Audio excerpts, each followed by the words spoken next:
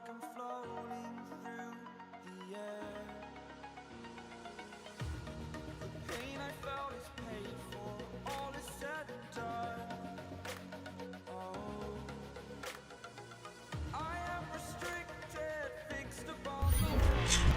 Need to kick the habit that my mind is breathing in. Break out, I've got to see. Spent all my life holding all of it closely. I played it innocent, a feel of discontent. I'm finally facing it all, fearless.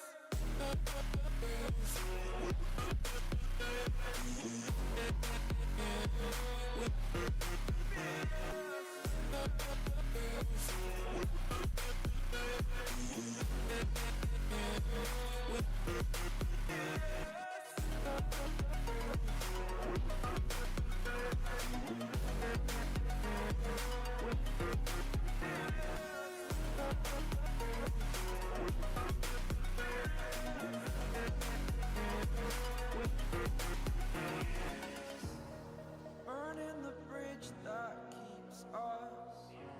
I'm here and I'm feeling fearless. Exaggerated, that's what you assume. The story's over now, I must conclude. I am conflicted, watching where I step still. Hanging in the balance, not the life I want to live. I want to take it all, standing tall. Fear outweighed the person you are. Oh, break out, I've got to see. Spent all my life holding all of it closely. I played it innocent, a feel of discontent. I'm finally facing it all, fearless.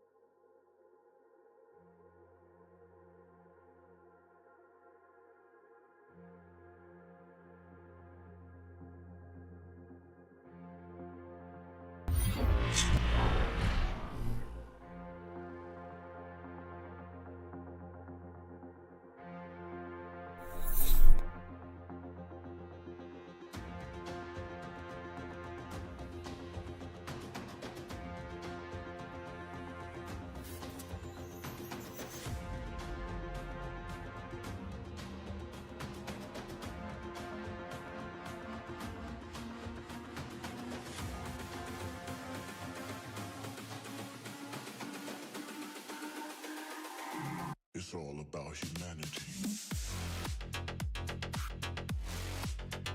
About humanity.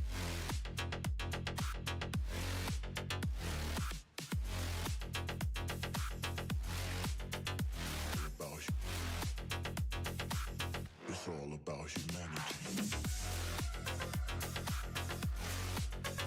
About humanity.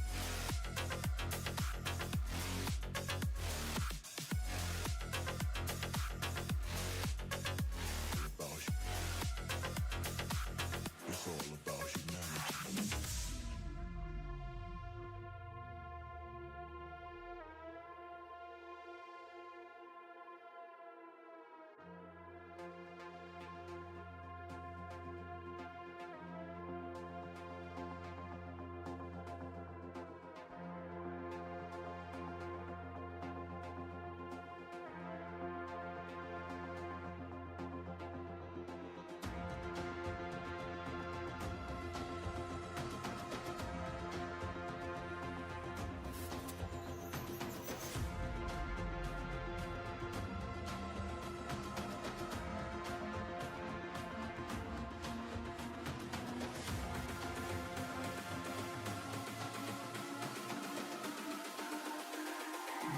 It's all about humanity. About humanity.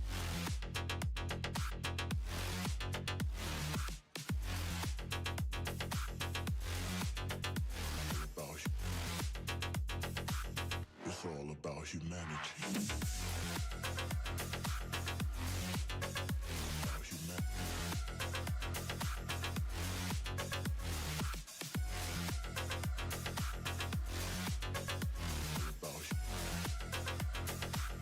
It's all about humanity.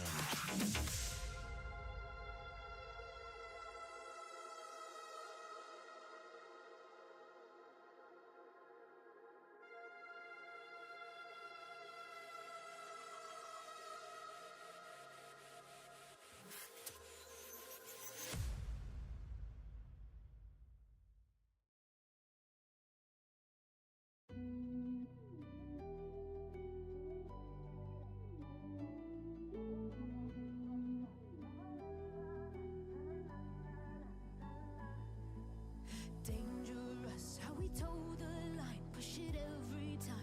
My compromise from how you say my name. I see those bright blue eyes, and I want you tied up in my bed with my name carved deep into your chest. Harmless games went to my head. Now I want you breathing down my neck like an animal. I want you to myself, come on, take control. Yeah, can you hold me down, smooth criminal? Yeah, you're rushing through my veins, got me going half insane. I'm feeling like an animal.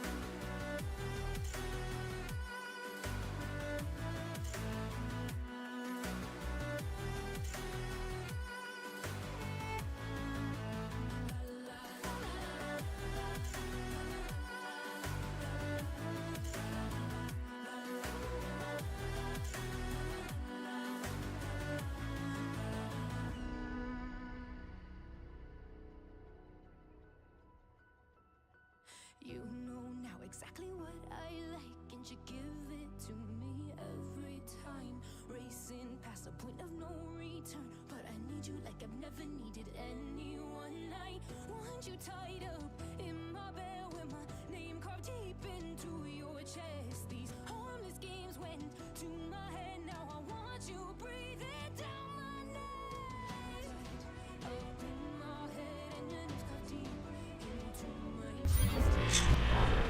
I must confess, yeah, I have you breathing down my neck, yeah, down my neck, yeah, down my neck, yeah, down my neck, yeah. Like an animal, I want you to myself. Yeah, can you hold me down, smooth criminal? Yeah, you're rushing through my veins, got me going half insane. I'm feeling like an animal.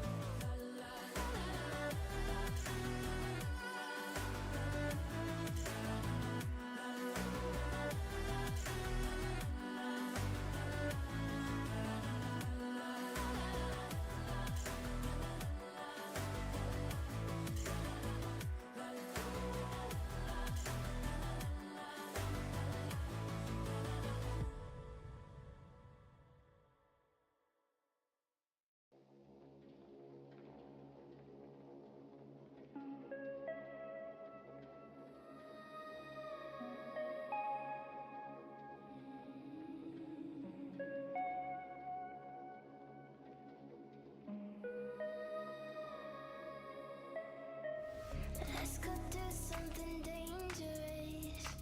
Break the rules and get careless, baby. Let's not sit in the drama. Come burn up this day with me tonight. Push the start, no key. Fix your eyes on me. Pacing 105 in the midnight sky. Show me all the thrill, everything you will. Does this mean we're alive? Are we alive? I just wanna get crazy with you. Lose the time in the city lights out. Race you down another risky wild ride. Take me for a spin, I might let you win. Hey, wanna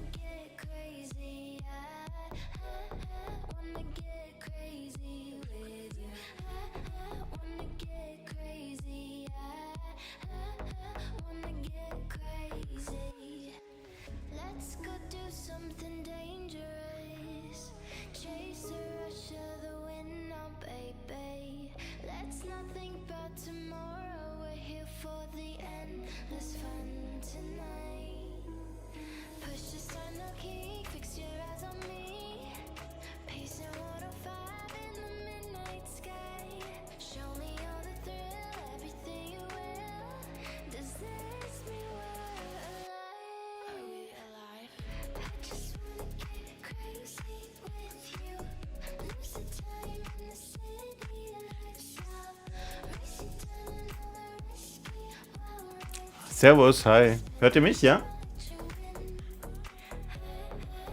So, einen wunderschönen guten Abend, Leute. Jetzt gucken wir mal, wer alles schon da ist. Wir haben Ravenfight, Kuro, Royal Gamer, Hamitsu, Silver Dragon, Real... Wow, jetzt geht's aber schnell. Real Your Mom, Haku, Kirito Sensei, Servus, Mitya. Hi, ihr Lieben. Schön, dass ihr da seid. Und... Oh, da ist schon gleich was passiert. So, hier, wo sind meine Alerts?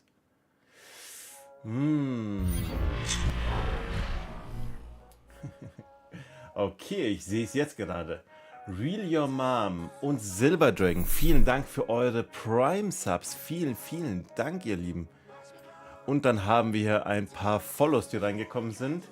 Da haben wir Skull Scorpion und TomTom. Servus, hi. So. Hi Andi, wie geht's dir? Hallo David, Chakusa, servus Leute. Eric Singer auf YouTube. An alle, die bei YouTube sind, ich streame gerade auch live auf Twitch. Von dem her, wenn ihr sagt, ihr wollt lieber auf Twitch zuschauen, könnt ihr das auch machen natürlich. So, was haben wir denn hier? Sunny, die habe ich noch gar nicht Hallo gesagt, genauso wenig wie Kingslayer. Hi, Mitya, servus. Shinro, wunderschönen guten Abend. Also, schaut mal.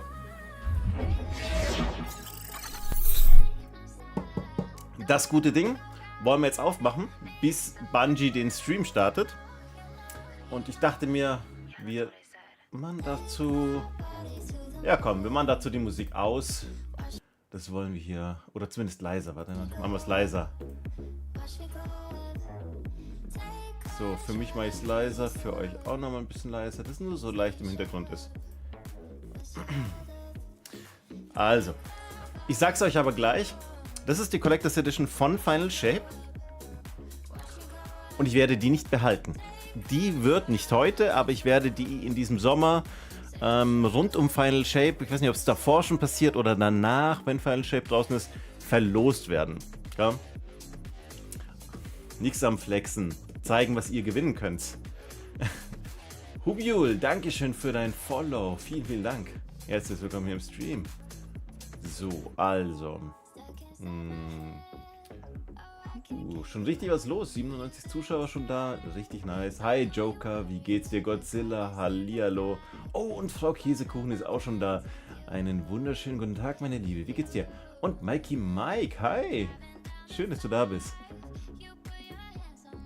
Also, hier bekommt man die Drops für das Diamant-Emblem, die Diamantkarte für die Hüterspiele.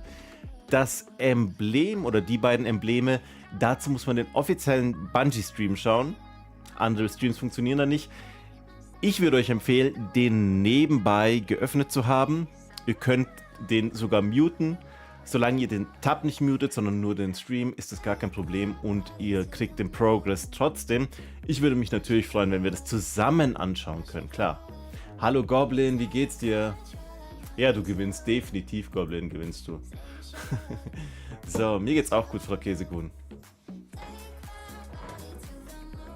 Also, wie du verlässt mich. Kuro. Mach mich nicht. So.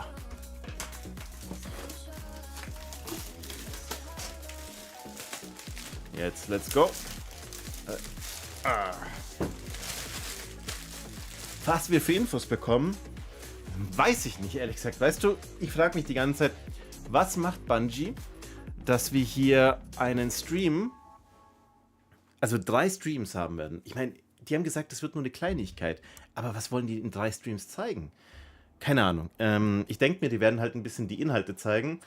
Aber wir werden heute noch nicht alles zu Gesicht bekommen, sonst würde es keinen Sinn machen. Es wird 3 Streams haben. Hi Becky, wie geht's dir? Daniel, Silvestri, auch dir, servus, hi. Und wenn ich jemanden bei euch vergesse, dann tut's mir leid. Ey, Sergej, Xivero, servus, hi, wie geht's dir?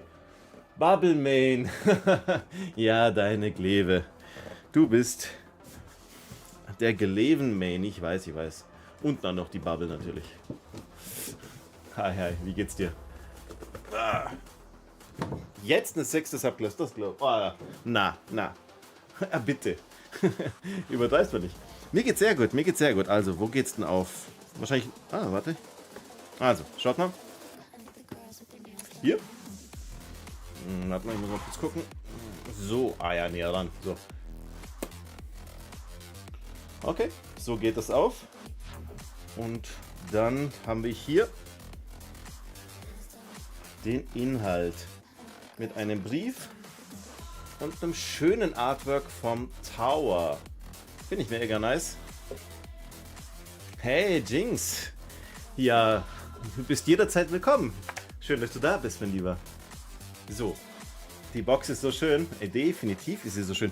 Ich bin ja traurig, dass ich sie nicht selber behalte, muss ich ja sagen, sondern dass ich die verlose. Ich meine, ich habe ja dann keine.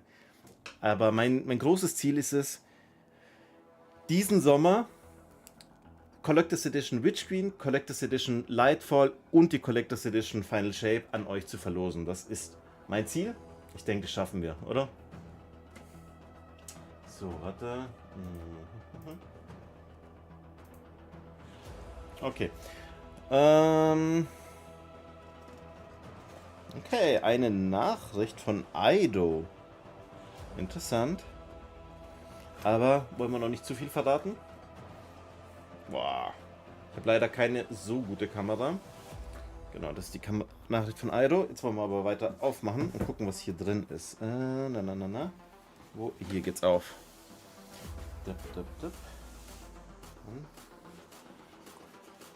Es wird eine Herausforderung, das Ganze wieder so zusammenzupacken, wie es war, damit der Gewinner sich dann beim Auspacken natürlich auch nochmal freut. Das weiß ich noch nicht. Also ich denke mal, dass ich die unter Abonnenten verlosen werde. Das wäre mal mein Plan, dass ich vielleicht einen Sabaton oder so mache und dass die dann bei Erreichen von bestimmten Zielen, dass ich die verschiedenen Collectors Edition verlos, inklusive Final Shape, Spiel und. Das wäre der Plan momentan. Also hängt es sozusagen auch von den Zuschauern ab, ob wir an die verschiedenen Stufen rankommen. Weil sagen wir so, die sind ja extrem viel wert. Wenn ihr die jetzt dann, jetzt sind sie glaube ich gar nicht mehr bestellbar, Witch Queen und ähnliches, was werden die gerade online gehandelt mit Emblem und so, zahlt man 200, 300 Euro für eine, mindestens. Von dem her, auch hier sind wieder viele Embleme dabei, die werde ich natürlich nicht einlösen, sondern die werden für euch bleiben. Real Your Mom, das kannst du machen. Mach mal Ausrufezeichen Clan. Also, dann haben wir hier, warte, schaut mal, wunderschön, ein kleines Büchlein. Ich weiß jetzt nicht, ob das ein Notizbuch ist oder ob da wirklich was schon steht. Warte, ich guck mal, ich blinzel mal rein. Ah, okay, das ist ein, ich glaube, das ist ein Lorebook, so eine Art, ja. Da ist eine Menge geschrieben.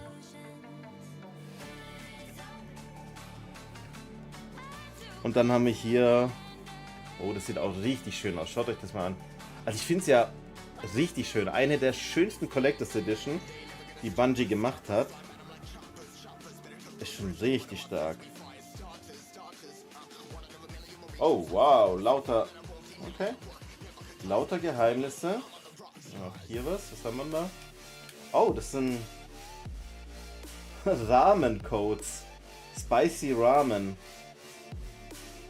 These coupons don't expire. Use them anytime. Maurice. Wer ist Maurice?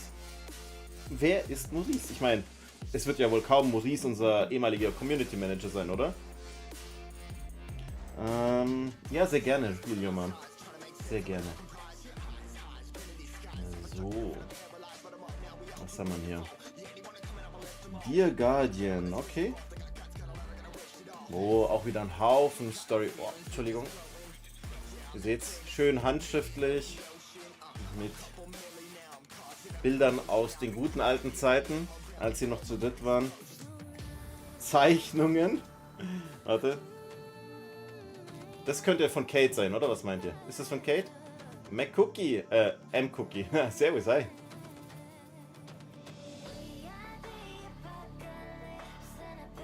So, Really Your Mom, du kannst auch gerne bei Next dabei sein, im Clan, wenn du, weil unser Clan ist wie es ist. Es ist ein Community-Clan,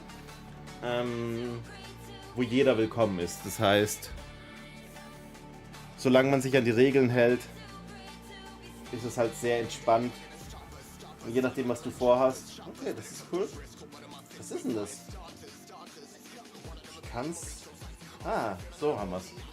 Oh, warte. Oh, warte. Seht ihr's? Hier, wer ist denn das? Aido? Oder wie hieß sie nochmal? Ist es Aido, oder? Und Mitrax. Warte. Boah, das ist so schwer, so Sachen in die Kamera zu halten. Hi, Waldet. Servus, hi. Wie geht's dir? Anitek, auch dir ein herzliches Willkommen hier im Stream. Schön, dass du da bist. Danny, hi.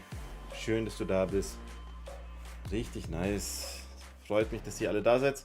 Ups, oh, Junge. Okay. Und dann noch einmal hier. Okay, so. Also, dann tun wir mal das hier wieder zumachen. Das ist ein Teil. Jetzt gucken wir mal ein, was da noch drin ist. Oh, der Turm. Ja, nice. Okay. Schade, schade. Ich war mir nicht sicher. Wobei vom Gewicht her hätte es mir eigentlich klar sein müssen. Er ist aus Plastik, nicht aus Metall. Wäre nice. Er hat eine Beleuchtung aber. Also jetzt hier unten. Da leuchtet es, hier leuchtet es auch. Da ist der Anschluss. Man kann dann hier wahrscheinlich auch Sound. Da ist nämlich ein Rädchen, keine Ahnung. Okay, cool. Und es gibt wohl ein Rätsel rund um den Tower. Hier, glaube ich, kann man die Türen öffnen. Die Tore. Aber sag mal, das ist doch der alte Tower, gell? Ich frage mich halt wirklich, warum kriegen wir den alten Tower, wenn er nicht zurückkommt, oder?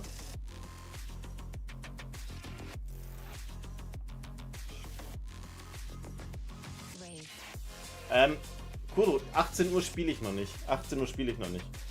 Spielen tue ich wie immer erst abends. Aber du kannst ja mit Rocks schon mal ein bisschen loslegen. Wegen Nostalgie, meinst du? Okay, ich tue es mal auf die Seite. Oder ich lasse mal hier stehen, damit ihr es bewundern. Oder? Ja, doch. Sieht schon nice aus. Grundsätzlich gefällt er mir sehr, sehr gut. So, machen wir weiter auf. Was ist denn hier noch drin? Ist da noch was? Okay. Das ist eine Anleitung. Ja, eine Anleitung, wie man den Tower benutzt, wie man Licht anmacht und Co. Yay! Eine riesen Herausforderung. Okay, und das in den verschiedenen Sprachen. Okay, okay. Das braucht man nicht. Und dann, warte, ist hier nochmal was? Okay, nee, das ist nichts mehr. Da ist das Kabel. Okay. Ihr seht, das ist dann schon alles, aber ich muss sagen, der Tower ist... Oh ja, genau, guck mal hier, die Figuren. Jetzt habe ich die euch unterschlagen. Das sind... wartet, hier, da sind die Figuren. Das Royal Gamer, das Emblem gibt es für nur, wenn man den Originalstream von Dings anschaut, von Bungie. Genau. Ihr könnt den Bungie-Stream nebenbei laufen lassen und ihn muten. Also sozusagen, ihr lasst den nebenbei nur laufen in einem anderen Tab. Den Tab nicht muten, sondern nur den Stream. Und dann könnt ihr bei mir schauen, das funktioniert wunderbar nebenbei. Würde mich natürlich freuen, wenn wir zusammen das schauen und dann ein bisschen drüber quatschen. Ja. Und Goblin, ja, es sind mehrere Embleme sogar drin. Es sind mehrere Embleme drin, aber die werde ich euch nicht geben, die Codes, weil die sollen natürlich beim Gewinner bleiben, der dann die Collector's Edition bald gewinnt.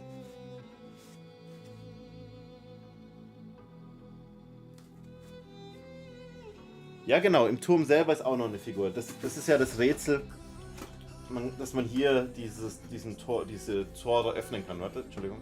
Hier die beiden. Ja. Also, tun wir mal den hier. Oder, nee, komm, ich lasse ihn draußen stehen. Aber, was ich schon sagen muss, die Lorebooks hier, die sehen richtig cool aus. Und was ich schon mitbekommen habe von Bive, er hat gesagt, das, was wir hier über die Collectors Edition erfahren, ändert alles. Ja, also da bin ich wirklich gespannt, was er damit meint. Inwiefern es alles verändert. Aber ich bin spannend. Muss seine Videos jetzt verfolgen, ja. Definitiv nochmal mehr drauf eingehen. Richtig cool. Okay. Machen wir hier mal zu. Genau. Dann haben wir hier. Lassen wir mal ganz kurz hier ein bisschen alt. Ich muss näher ran, damit wir es ein bisschen besser sehen können.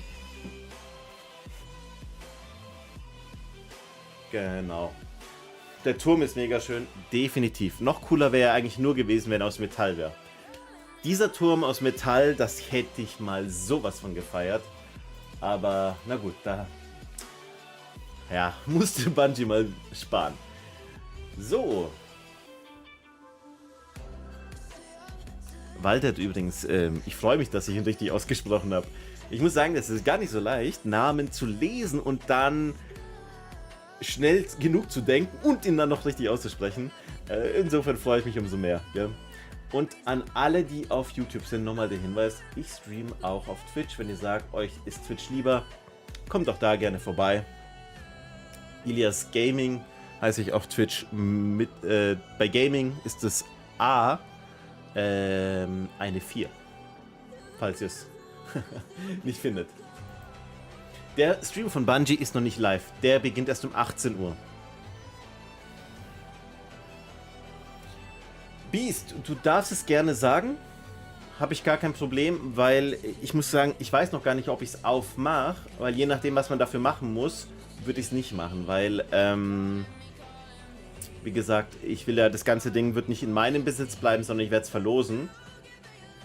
Ich werde es verlosen und ich möchte ja das dann... Also wenn ich hier jetzt irgendetwas dafür einmalige Aktionen kaputt machen müsste oder sonst wie oder öffnen müsste, dann würde ich es nicht machen. Aber wenn es leicht geht, schreib's mal. Vielleicht mache ich es dann gleich auf, dann schauen wir uns den Inhalt auch noch an. So. Echt jetzt? So einfach. Okay, warte, das machen wir dann. Ah, warte. Holen wir mal Figur raus. Nur eine Figur? Boah, den Destiny 1 Turm wiederbekommen, das wäre ja krass. Wäre richtig krass, okay. Hier nicht. Wohin stellen? Oben auf dem Turm. Aber wahrscheinlich muss es angeschlossen sein, oder? Oh mein Gott. Ben! Wie geht's dir, mein Lieber? Was für eine freudige Nachricht, dass du da bist. Hi! Wie geht's dir? Okay, warte mal.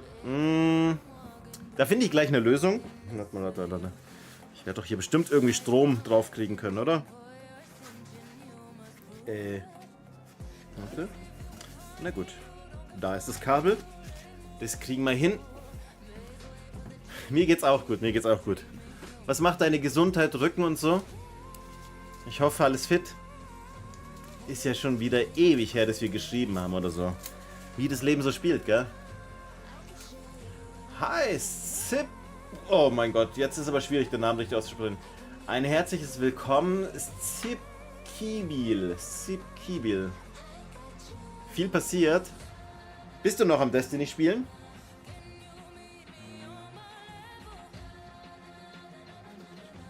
So, jetzt gucken wir mal.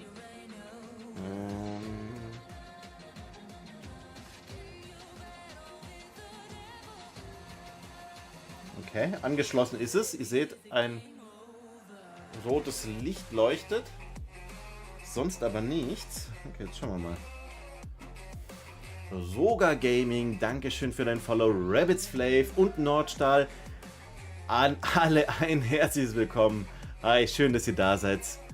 Mega cool. Jungs, ich freue mich sehr. Ich liebe solche Streams, wo einfach Bungie uns irgendetwas andrehen möchte und wir alle hoffen, dass es was Gescheites ist.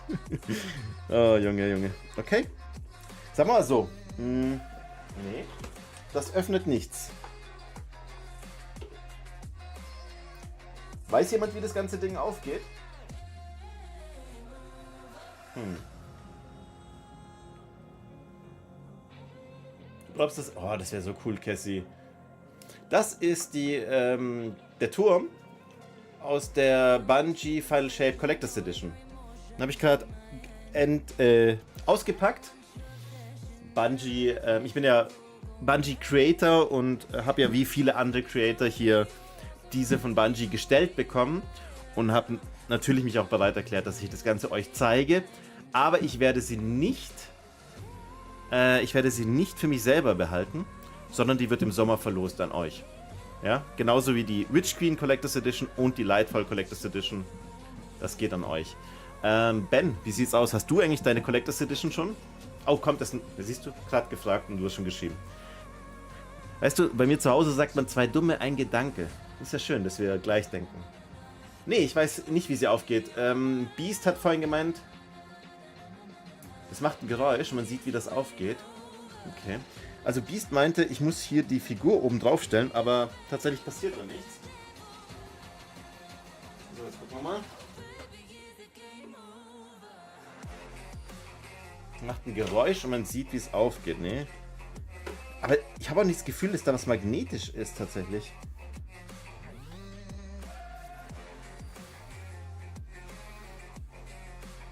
Ja, muss ich oben irgendwo draufstellen. Ja, genau. Das ist das Problem. Also ihr seht, die Figuren haben nichts. Schon ganz normal so.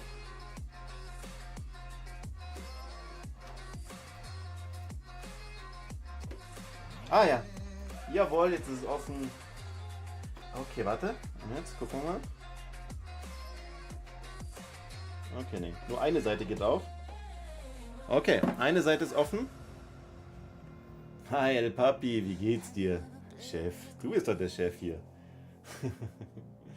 So, was haben wir denn hier? Wer El Papi heißt, muss Chef sein, oder? So, Royal Gamer, danke für deinen Prime-Sub. Die Prime-Subs, die lieben wir alle, gell? Oh, okay, da ist die Figur drin. Ah, ich dachte, das wäre mehr drin, tatsächlich. Schade, nur die Figur. Okay. Aber vielleicht, was können wir mit der Figur machen? Gehen wir mal zu. Ich muss das alles zurückbauen, gell? Ich muss das alles dann zurückbauen. Das wird was, meine Güte. Was der Turm kann, schön aussehen. Und er hat ein paar Lichter, mit denen er leuchten kann, rein theoretisch. Okay, nee, die Seite geht nicht auf, okay. Wisst ihr, ob es noch mehr Geheimnisse hat? Ben! Okay, ganz kurz. Ben, du warst jetzt lange nicht da. Nicht wieder so anfangen, ja? Einfach nur da sein. Ich freue mich sehr, dass du da bist, gell? Und vielen Dank für deine 2 Gifted Subs. Wenn du das... Vielen Dank. Und Spooky, Dankeschön für dein Follow. Herzlich willkommen hier. Also, wir haben hier einmal... Wer ist das? Na? Kate. Dann haben wir hier... Zavala. Ich glaube so rum, ja, ist richtig. Genau, die Figur. Und wir haben natürlich die Korra. Unsere 3 Helden. Ganz ehrlich, seit er nicht mehr da ist, ist das Spiel irgendwie nicht mehr, was es war, oder? Also, ich meine, nicht, dass ich keinen Spaß in Witch Queen hatte. Ich liebe Witch Queen, ja. Aber Kate war schon Kate einfach. Ja. Bombeast. Servus, hi, dankeschön für dein Follow. Vielen, vielen Dank, ja. Commander Kabbalah.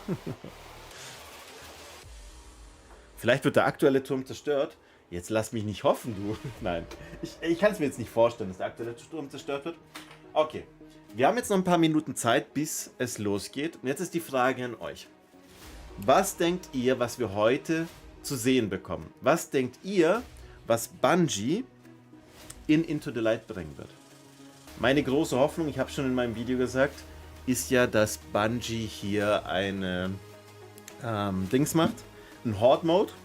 Oh mein Gott, ich sagte euch, ein Horde-Mode. Ich würde das so krass feiern. Aber tatsächlich glaube ich irgendwie nicht, dass es passieren wird. Ich versuche, meine Erwartungen nicht ganz so hoch zu halten. Ich meine, wir reden von Bungie und in den letzten Monaten war es einfach ein bisschen schwierig. Oder wie würdet ihr das sehen, gell? War noch ein bisschen schwierig. So. Nein, Shinro. Also, wir werden jetzt heute nichts, aber auch gar nichts zu Final Shape sehen. Es wird nur über Into the Light gesprochen, also ins Licht. Ja. Also hier, stopp mal. Es geht heute einzig und allein um Into the Light. Oh, Roga Gaming, dankeschön für deinen Follow. Vielen, vielen Dank. Oh. Rabbits Flav, auch dir, dankeschön. Warte mal, das sind noch die alten, die hatten wir doch schon. Ah, die werden jetzt nachgeholt, weil ich bei mir... Okay.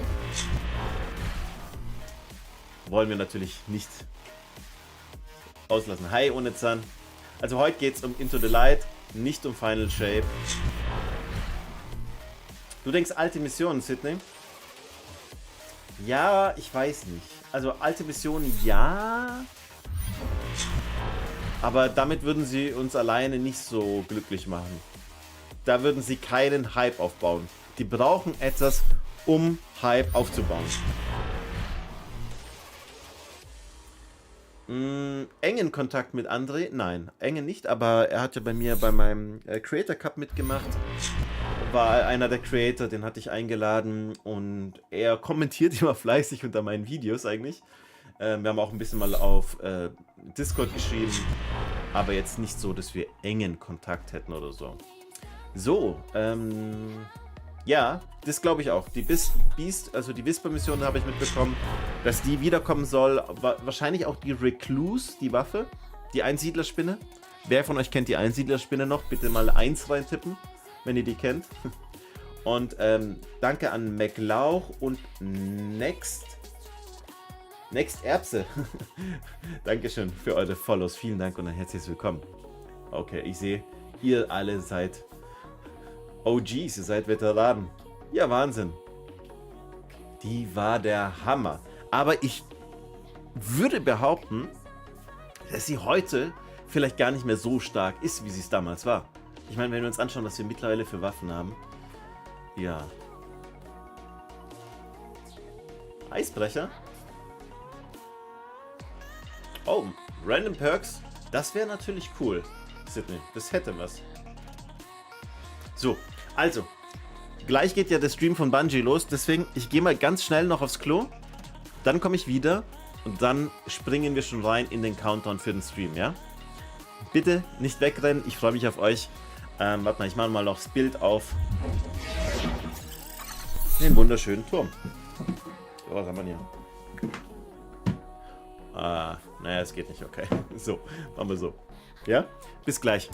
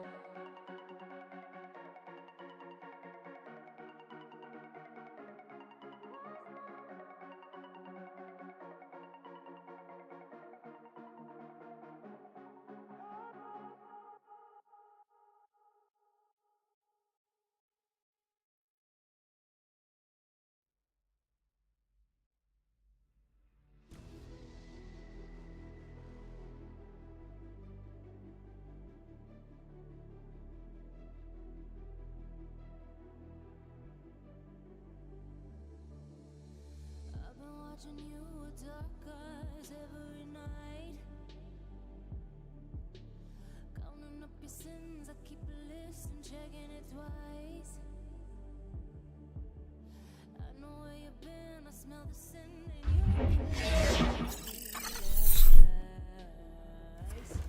you. So. Puh. Noch ein Stück Pizza geklaut. Wunderbar. Dann gehen wir mal zu Bungie. Hol ich mal den Stream her. So.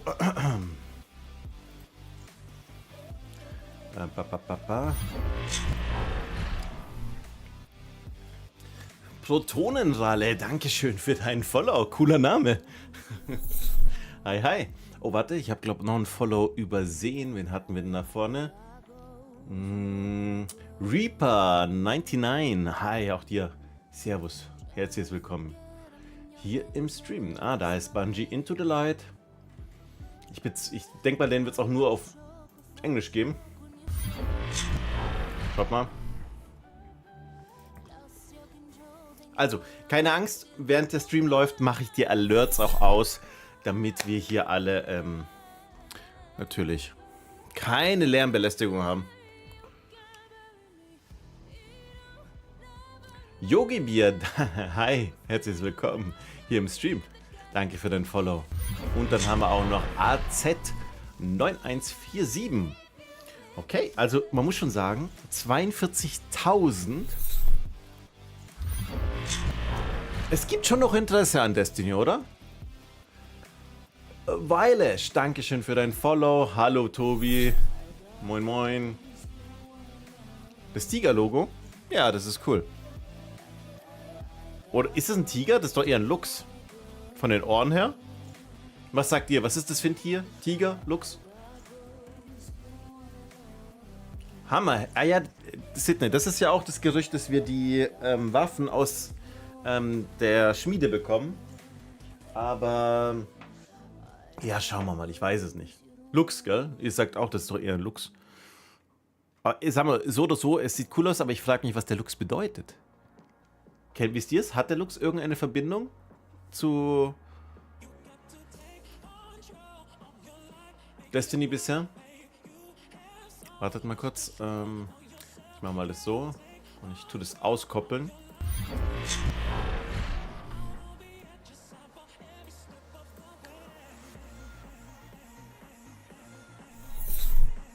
Oh. Okay, zweimal Reaper Soul 99 und dann war Reaper 99 Soul. Wie auch immer, vielen Dank für dein Follow. Kontakt zu Andy Edition. Nee. Ich habe mit ihm ewig nicht geschrieben, tatsächlich. Nee. Also. Ich habe Kontakt mit den Leuten aus seinem Clan. Da bin ich häufig. Aber mit ihm selber tatsächlich nicht. Prometheus. Nee, Prometheus. Vielen Dank für dein Prime-Sub. Vielen, vielen Dank. Das schmeckt. Dankeschön. Mega Support heute wieder am Start von euch. Danke, ihr Lieben. 3. Warte. Was schreibt next? Ja, aber okay, das wäre jetzt komisch. Warum die Tiger Engine mit Into the Light? Ja, weiß ich nicht. Aber es ist eher ein Luchs. Also von den Ohren und so. Ah, okay. Reaper. Auf jeden Fall, Dankeschön für deine 2 Follows. Ich meine, ich werde mich nicht beschweren über einen Follow mehr. So, machen wir den Ton schon mal an. Wir machen hier laut. Und wir können dann die Lautstärke schön anpassen, sobald es losgeht. Ein Grafikpatch. Aber jetzt mal die Frage an euch, Chat. Würde euch ein Grafik-Update begeistern? Wäre das etwas, wo ihr sagt, da kriegt ihr jetzt einen Hype-Train auf Final Shape?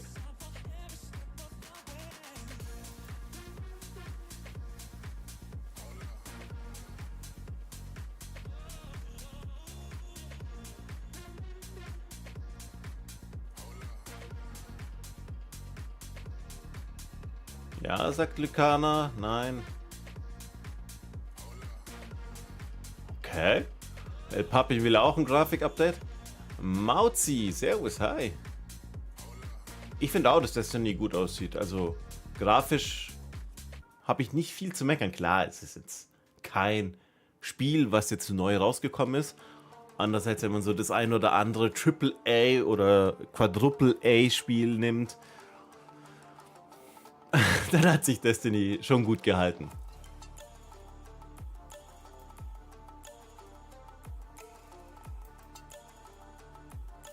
Hi Taurus, versteh dich und ich hoffe, dass es etwas ist, was uns alle begeistern wird. Spiele-Engramm, hi hi, wie geht's dir? Was die Engine besser macht? Oh, das kann ich nicht sagen, weil ich kein Programmierer, kein Entwickler bin. Ich habe ja natürlich null Plan von dem Ganzen. Was haben wir? 3 Minuten noch, dann geht's los. Let's go. Wunderbar. Oh, und El Papi, jetzt sehe ich es gerade erst. Vielen Dank für deinen super Sticker. Die 1,99 auf YouTube. Dankeschön für den Support auch, gell? Tut mir leid, weißt du, das ist...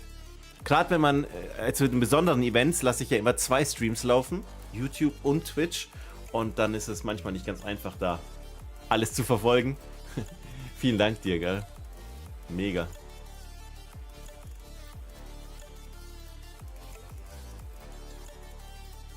Das freut mich, Spielerengramm. Incoming Message, servus, hi auch dir. Übrigens, warte.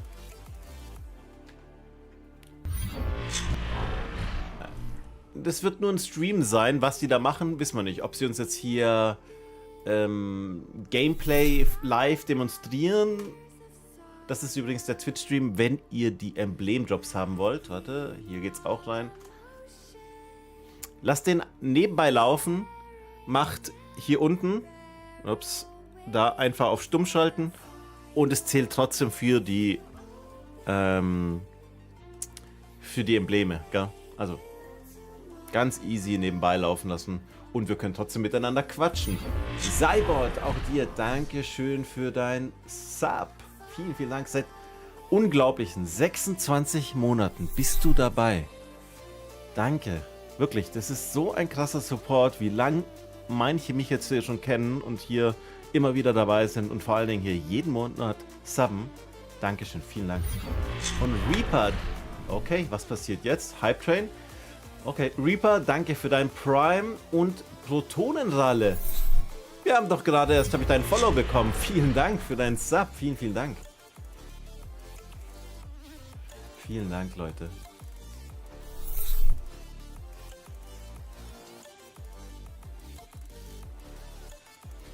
Oder er läuft über die PS4, auch eine Idee.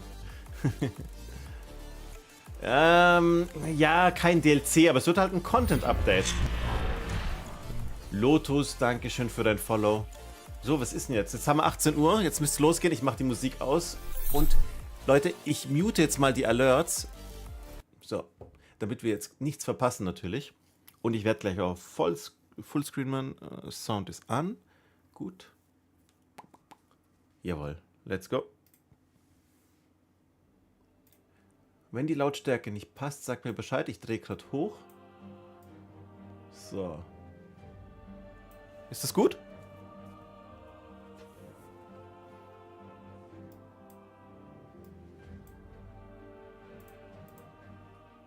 All right, hello everyone and welcome here to beautiful Bungie HQ in scenic Bellevue, Washington. My name's Andy and I'm going to be your host today, and today we have the distinct opportunity to go ahead and show off some brand new stuff coming in Destiny 2 Into the Light. But fret not, I won't be the only one going ahead and telling you about it. I'm joined by 3 members of the Destiny development team who we'll go ahead and introduce here right away. Starting directly to my left, Mr. Tom Farnsworth, how are you doing today? Great, thank you, Andy. I am doing great. I had coffee, breakfast on the way here. I'm a little ready to go. Excited to share all the great work the team has done the past many months.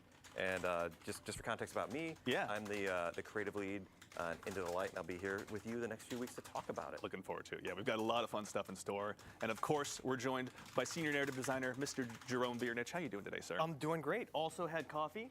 Nice. on the highway while screaming at passing cars. Quite a drive in as well. And for the folks at home who may not know you as well as we've had the opportunity to learn about you over the past couple days, who are you and what do you do here at Bungie? I am a senior narrative designer, which means if you hear a character say it, or if you read it on screen, one of us typed it into a tiny little box at some point months before. Hanging out with Excel lots these days? Absolutely. There it is. Tiny words, tiny boxes. That's me. It's an important tool, obviously. Absolutely. And of course, last but very not least, one of the most deadly I've ever seen to rock the thumbsticks, especially in these past couple days, the one and only Mr. Noah Lee, activity designer here on Destiny 2. Hey everyone, my name is Noah Lee. I'm an activity designer on Destiny 2 Into the Light. And I have the distinct pleasure of introducing us to Onslaught so we can see all the really cool things that we have in store. I'm a longtime player. I've been playing since Destiny 1, and as a player turned dev, I'm excited to show off all the stuff we have planned. I'm just so excited to see what's awesome. Well, hey, welcome. You guys, thank you so much for taking time to join us. To everyone in chat, I see a lot of activity in there as well. Thank you very much for taking the time to join us today as well. But yes, today we're going to go ahead and kick things off by looking at Onslaught, which is a brand new activity coming in Destiny 2 Into the Light. For those of you out there that are Twit enjoyers that have had a chance to go ahead and see what we've been posting the last week, we went ahead and released some key art last week that is now up on screen. You can see here, there's a lot going on here. Okay. So let's go ahead and just start. Tom, can you tell us a little bit about what Onslaught is? Yeah, so Onslaught is a new 3-player activity that's kind of the core of Into the Light. It's Also das ist der neue Modus, der heißt Onslaught für 3 Spieler. And you can kind of see in this key art, like this is like a kind of aspirational view of what Onslaught is in game. Yeah. It's a new wave defense activity. It takes inspiration from a lot of modes we've looked at, like in other games and our games. Yeah. Klar, throughout our warte. history, and you can see here you're in the last city, and I'm really excited that our players are going to be able to, like, the Guardians are going to be able to hop into this space and defend the last city and eventually take the fight to the Witnesses' forces here. And you can kind of see like you got our 3 Guardians.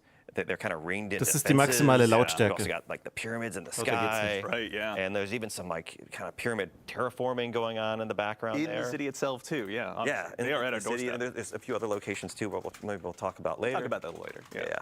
So also too, Jerome, this is not the first time obviously we've ever had to go ahead and defend ourselves on our own turf, but never quite like this before. Our heels are dug in. We're in the last city right now. Can you tell us a little bit more about what's going on here? Absolutely. So for the past several seasons, the forces of the Witness have been closing their vice grip around the Sol system.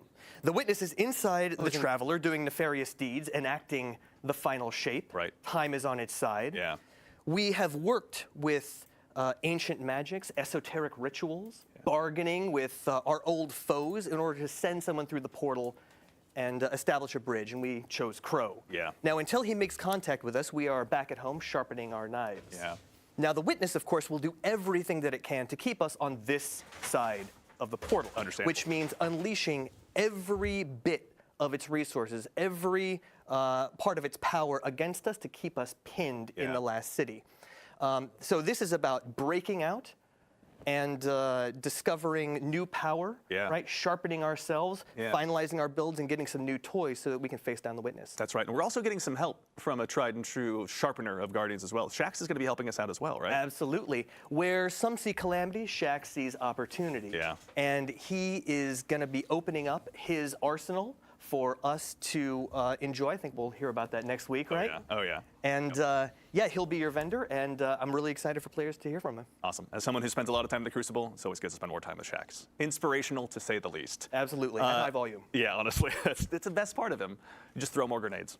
Always. Reminder to everyone. Never go wrong. May it be a hint to us all. And of course, Noah, there's a lot also too going on here. I see turrets, I see other activity defenses. Obviously, we're going to jump into some gameplay here, but before we do, can you tell us a little bit about what we're going to see when we dive in to play some Onslaught here live in just a bit? Yeah, of course. Nice. So something Die that's spielen es really jetzt gleich live. cool about Onslaught compared to a lot of our activities in Destiny is, like Tom said, it's not an offensive, it's a defensive. Our goal is to defend the ADU, or Advanced Defense Unit, which allows us to build our defenses like turrets, tripwires, decoys, and the main goal is to make sure that thing stays up for all of your waves that you're fighting in. Also, and if that goes down at any point, im Prinzip regardless ist if es you're on ein playlist, Tower normal, Defense or Mode. legend difficulty, Also, your game mehr oder will weniger end. ein So Horde the Mode main goal Light. is to keep Mal your gucken. defenses safe, build them up, upgrade them, and try to get as far as you can. Yeah, legend difficulty. Interesting. Already dropping some hints. I like what I'm hearing. You know, I had to do it And another thing, just really quickly, is we had a lot of learnings from some of our activities in the seasons, like deep dives and the coil, where we know players like when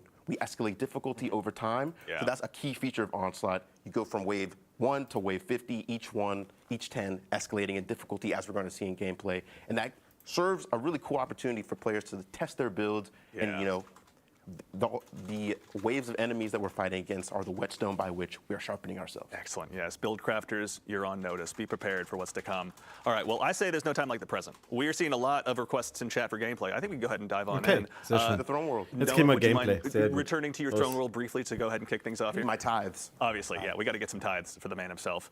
In the meantime, really quickly, obviously, with Onslaught being a brand new activity, we're going to kick things off in a very different way. Can you tell us a little bit about what we're going to see when we go ahead and start things off? Yeah, you're going to see it in the gameplay here in just a second, but Onslaught is about kind of establishing a defensive kind of like beachhead in these contested territories where we're like trying to, you know, claw space back from the witness. Certainly. And we're going to see it in Midtown here in a moment.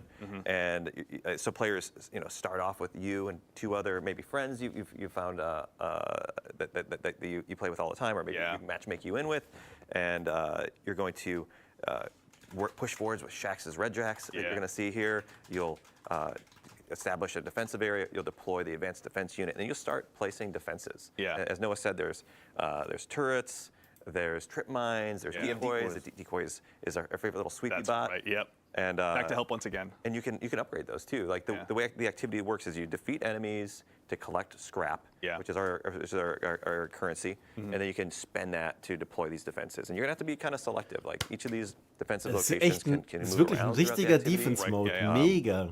And here we go. Awesome. We already got some Gameplay stuff already. here. Yes. So we're over here trying to create a foothold for our ADU, supported by Shax's lovely Red Jacks. You know, we know and love them. And as soon as we've cleared out the Elixni that are here, or the Fallen, our ADU's here. As we see, we got some batteries in tow, and this begins our first really interesting part of this activity, which is our purchase phase. Killing enemies will grant you scrap, like we see in the top left, and we have 30 seconds to pick one of a suite of upgrades. We have tripwires that you can buy for 1,000, decoy, which is our lovely sweeper bot here, and turrets. I know people are very curious about turrets, so I'm just going to buy this first. There we go. But we have our lovely guests, Clayton and Ashley, who have helped create this activity in our playtest team. They're with me, helping fill out the fire team, and they're building their defenses. It's always best to have some solid teammates. And also, for the folks in chat noticing some weapons, go ahead and observe everything you can possibly see on screen. Oh, it's okay. We're going to have plenty of time to dig through those inventory screens. But in the meantime, chat is connecting some dots with the things they may have seen in the key art. But also, too, so Jerome, we're here obviously going ahead and doing this for a reason, right? The ADU is here for a purpose. Can you help us understand a little bit about the role that plays in the defense that we're mounting against the witness? Absolutely. When all of the Guardians and their allies enter the portal to face down the witness, Earth will be essentially undefended. So it's important that we establish solid defenses now and claw back as much territory as we can in advance of our assault. I also want to just point out, I know we're not going to be able to look at it, and we'll see the weapons next week, but we've got some beautiful new lore on those weapons, and so any of those lore hounds, make sure you check out those tabs. Yeah, it's we will be only maybe looking at whatever happens to show up on the stream today, but yes, this is the Brave Arsenal, as it will be known. Players will get a chance to go ahead and be more intrinsically involved with this. We'll have more information on that in the coming weeks, but yeah, for those out there that are observing maybe some previous Guardian favorite weapons out there, worry not. We've got lots of information to learn over the next coming weeks. But yeah, I want to kind of get started on kind of what players have been seeing since we've been talking about fleet as a whole. As we're able to see, like, the ADU has a health over its head right here, and we have enemies in waves coming to try to defeat it. If you've been paying attention, we have high-value targets that are mini-bosses or elites called saboteurs, which drop these repair batteries. And for other attempted players, we can see that there are champions involved. So, you know, bring your champion weapons. Make sure that you are well equipped for this. We have different waves and different augments like we're seeing on Wave 3 that demand your immediate attention. We know Destiny players like to run and gun, so we try to get you out of the space of the ADU sometimes so that you can kind of do those objectives to make sure that, oh yeah, I can explore Midtown and all these other spaces.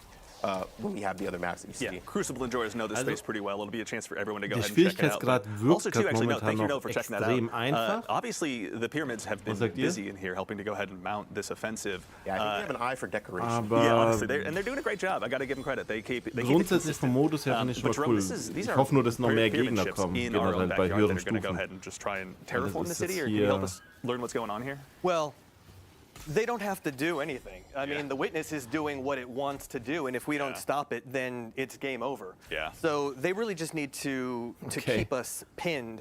The witness is inevitable. There's no way we could defeat every one of the witness's soldiers. Right. There's no way we could, fight them one by one. We'll try. We have to deal with the witness head on. Yeah. Inside the Traveler. Yeah. And we'll do that soon. So also too, obviously getting to go ahead and send players away from the ADU is pretty significant when it comes to accomplishing all of the tasks in front of you here in Onslaught. But Tom, can you tell us a little bit about the defenses as well? Like I think we see some trip mines up already set and Die ready zwei to go. Subs schon zählen für You das see the Emblem. horizontal beams, those are trip mines. As you upgrade Ich weiß them, nicht, the wie lang colors will Bungie da change. braucht. You'll be able to do more damage and kind of fire off more. Trip mines Das are kann ich good nicht sagen. charges. Aber ich And they glaube, get more in size. spätestens You am upgrade it, you nächsten go from Tag, one was trip immer. mine to 2, as we see here. Which is Letzte really nice. Woche hatte ich I'm gonna keep going. Patrick, der And das then we've gemacht also hat. got the turrets. Noah, if you could show off a turret in a second. Oh yeah. Right here. Those as well. They Hab's when angepinnt. you can upgrade those three levels as well. They change color. They Nebenbei deal den more Bungee damage, they Stream get more laufen health. haben. Yeah. The fire rate increases actually also. Yep, and then we've also got Sweepy Bot, who also, those decoys, mostly just gain health and change color a little bit. But the Frage idea an here Chat, is habe like ich das each jetzt of these defensive verpasst? Haben wir locations, hier, we're going to kind of randomly pick Yeah. defenses Ich meine, sind for es you to deploy. unbegrenzte And Anzahl it's up an to you kind of make the Wellen best oder choices and was use ist your das limited Ziel? resources, Yeah. the scrap that you're collecting, to make the best choices there, because you're not going to have all the currency you need right off the bat to Of course. deploy everything and Yeah. upgrade everything. You're going to have to be like, no, maybe we want this turret, or maybe it seems like enemies are coming more from this direction. Maybe we should have these trip mines. Right, yeah. Let's focus our attention and abilities maybe in a different direction. Let the trip mines and turrets do some work in a different direction. Yeah. Yeah. Something I want to bring up is we actually have a bonus objective going on right now. Okay. We have secondary objectives that occasionally appear in waves, and this one is just to complete the wave within a certain amount of time. And if you complete that while you're defending the ADU, you got to make sure that's alive. Das ist ein You'll Time actually Limit, get a ich sehe es reward, grad. which is a heavy ammo crate that will refill your ammo. Time Limit- When you get Time higher up Limit in the finde ich schon mal waves, and you gut. get more difficult enemies and like larger waves of stuff, like that is definitely something you're going to be trying to get. Yeah. And that kind of ties into the team coordination you can do. Like if you have a good team in the higher difficulties, you're going to need a little bit more coordination. You might need somebody to der go kommt out am and 9. do April, the augments Odin's Blood. and somebody to go out and do the critical objectives. 50? Yeah, and also too, so just to make sure, Tom, as well, this isn't the Okay. only ADU we're going to be Ordentlich. defending in this Dankeschön. activity. It moves around the Saka map. mir. So, as Noah said earlier, there's 50 waves in Yeah. our challenge version of this activity. Okay. So Enter the pyramid there's the ship. playlist version, which is just one location. It's easy, quick, fun to hop into. You do 10 waves and you're done. And then there's the challenge version, which we're showing here. So there's 50 waves or 5 sets of 10 waves. Yes. Is how we like to talk about it. And with each of those sets of ways, we move around the map between 3 different locations. Okay, got it. And so you'll start at one ADU, you'll defend it, you'll take the fight to the witness for a little bit, you'll Yeah. come back, and then you'll build up defenses more, and then go fight a boss. Hi, Yeah, which is Angel. what we're seeing as well right now. Like we're on board a pyramid ship now, right? Yeah, this is one of my favorite phases where instead of defending the ADU, we take the fight to them. And as you see, we cultivate a spark of light, and it's time to run it down, destroy the witnesses, lieutenants, and, do a fun backflip. Let's hope I can pull that off. Do the backflip. It's important. If you don't do the backflip, chat's going to be very upset. I can already tell. Very. Here we go. Look at that. Here we go. Ooh. You make it look so easy, Noah. Because I'm just good. He is good. He's doing pretty well. I'm not going to We're also on the first set of waves. So. It's going to get a little spicier later. The Yeah. first few waves are they're kind of like the training wheels. Right, yeah. Because you were saying too, there's a 10-wave Okay, er hat gerade version of gesagt, this die and a ersten Wellen 50 sind Yes, sozusagen the 10-wave version is called Onslaught wie die Playlist. Trainingswellen, also im Prinzip zum dran gewöhnen.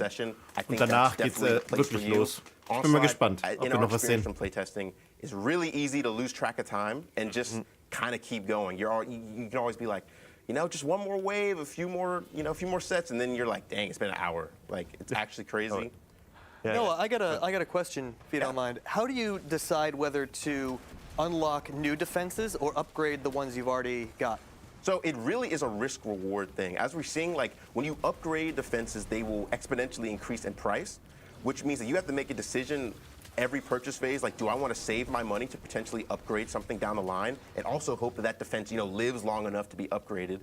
Or am I just going to bite the bullet and buy something now that can help me immediately? My strategy usually is that in the first few waves, I will not buy anything to just save up for later, and usually my teammates will do something. Yeah. That's where communication comes in. If you just do that by yourself, I don't think your teammates will be very happy with you. It's fair. As always, keeping the comms crisp is very important, especially as you get those higher difficulty levels. We're just ja, in ein the kind of the bisschen. fleggling Nicht- waves of es this ist right ein now, but Defense when we were Mode. doing our playtest yesterday, things got Also, pretty in a hurry. weiß nicht, ob du We get to Tower see, Defense mal gespielt hast in some anderen more craziness Spielen. we saw yesterday, but I don't want to course. spoil Das anything for ist so chat. ungefähr so, du Obviously, there's sammelst plenty hier eine to be Währung, discovered in die this. Something I neglected to Scraps mention, da which links, we've been doing this whole time, mit denen is, kannst du dann immer wieder Upgrades the kaufen. ADU batteries will actually deine heal it, Verteidigung kinda zu similar verbessern. To Forges in the Black Armory from my real vets out there. And the ADU, the enemies are naturally compelled to come over here and attack it. They'll shoot it, they'll knife at it. But also, if there's any enemies that stay in the radius of the ADU, you'll see it'll turn red and damage will start to tick. So that's when you need to throw your ADU batteries in there and you'll get scrap for that. But if your ADU's full on health, you'll actually get 3 times the amount of scrap. So it's in your best interest to try to keep it as healthy as possible because you might be able to snowball your defenses. Interesting. So especially if you're really pushing for those later levels in like the 40s and 50s, maybe it just behooves you to hold on for the Oh, yeah, levels or 50s. so, let your abilities and weapons do the talking for a little bit. 50s are no joke. Oh my God. There we go. We got one of the bigger mobs on the way. So yeah, here's one of our augments, just demolitionists. We get these huge ultras that come in and just they're beeline for the ADU. Yeah. Since we're on the first wave, they're Ja, not jetzt that kommen ja difficult, schon but I größere promise you, Gegner, wave das ist schon 40, ganz wave cool. 50, these guys are tanky. Ja. They require Okay, a lot of er hat gerade nochmal attention. gesagt, es gibt 50 Wellen, ja genau. Credit in making it look easy as well. Like I said, I'm just that guy.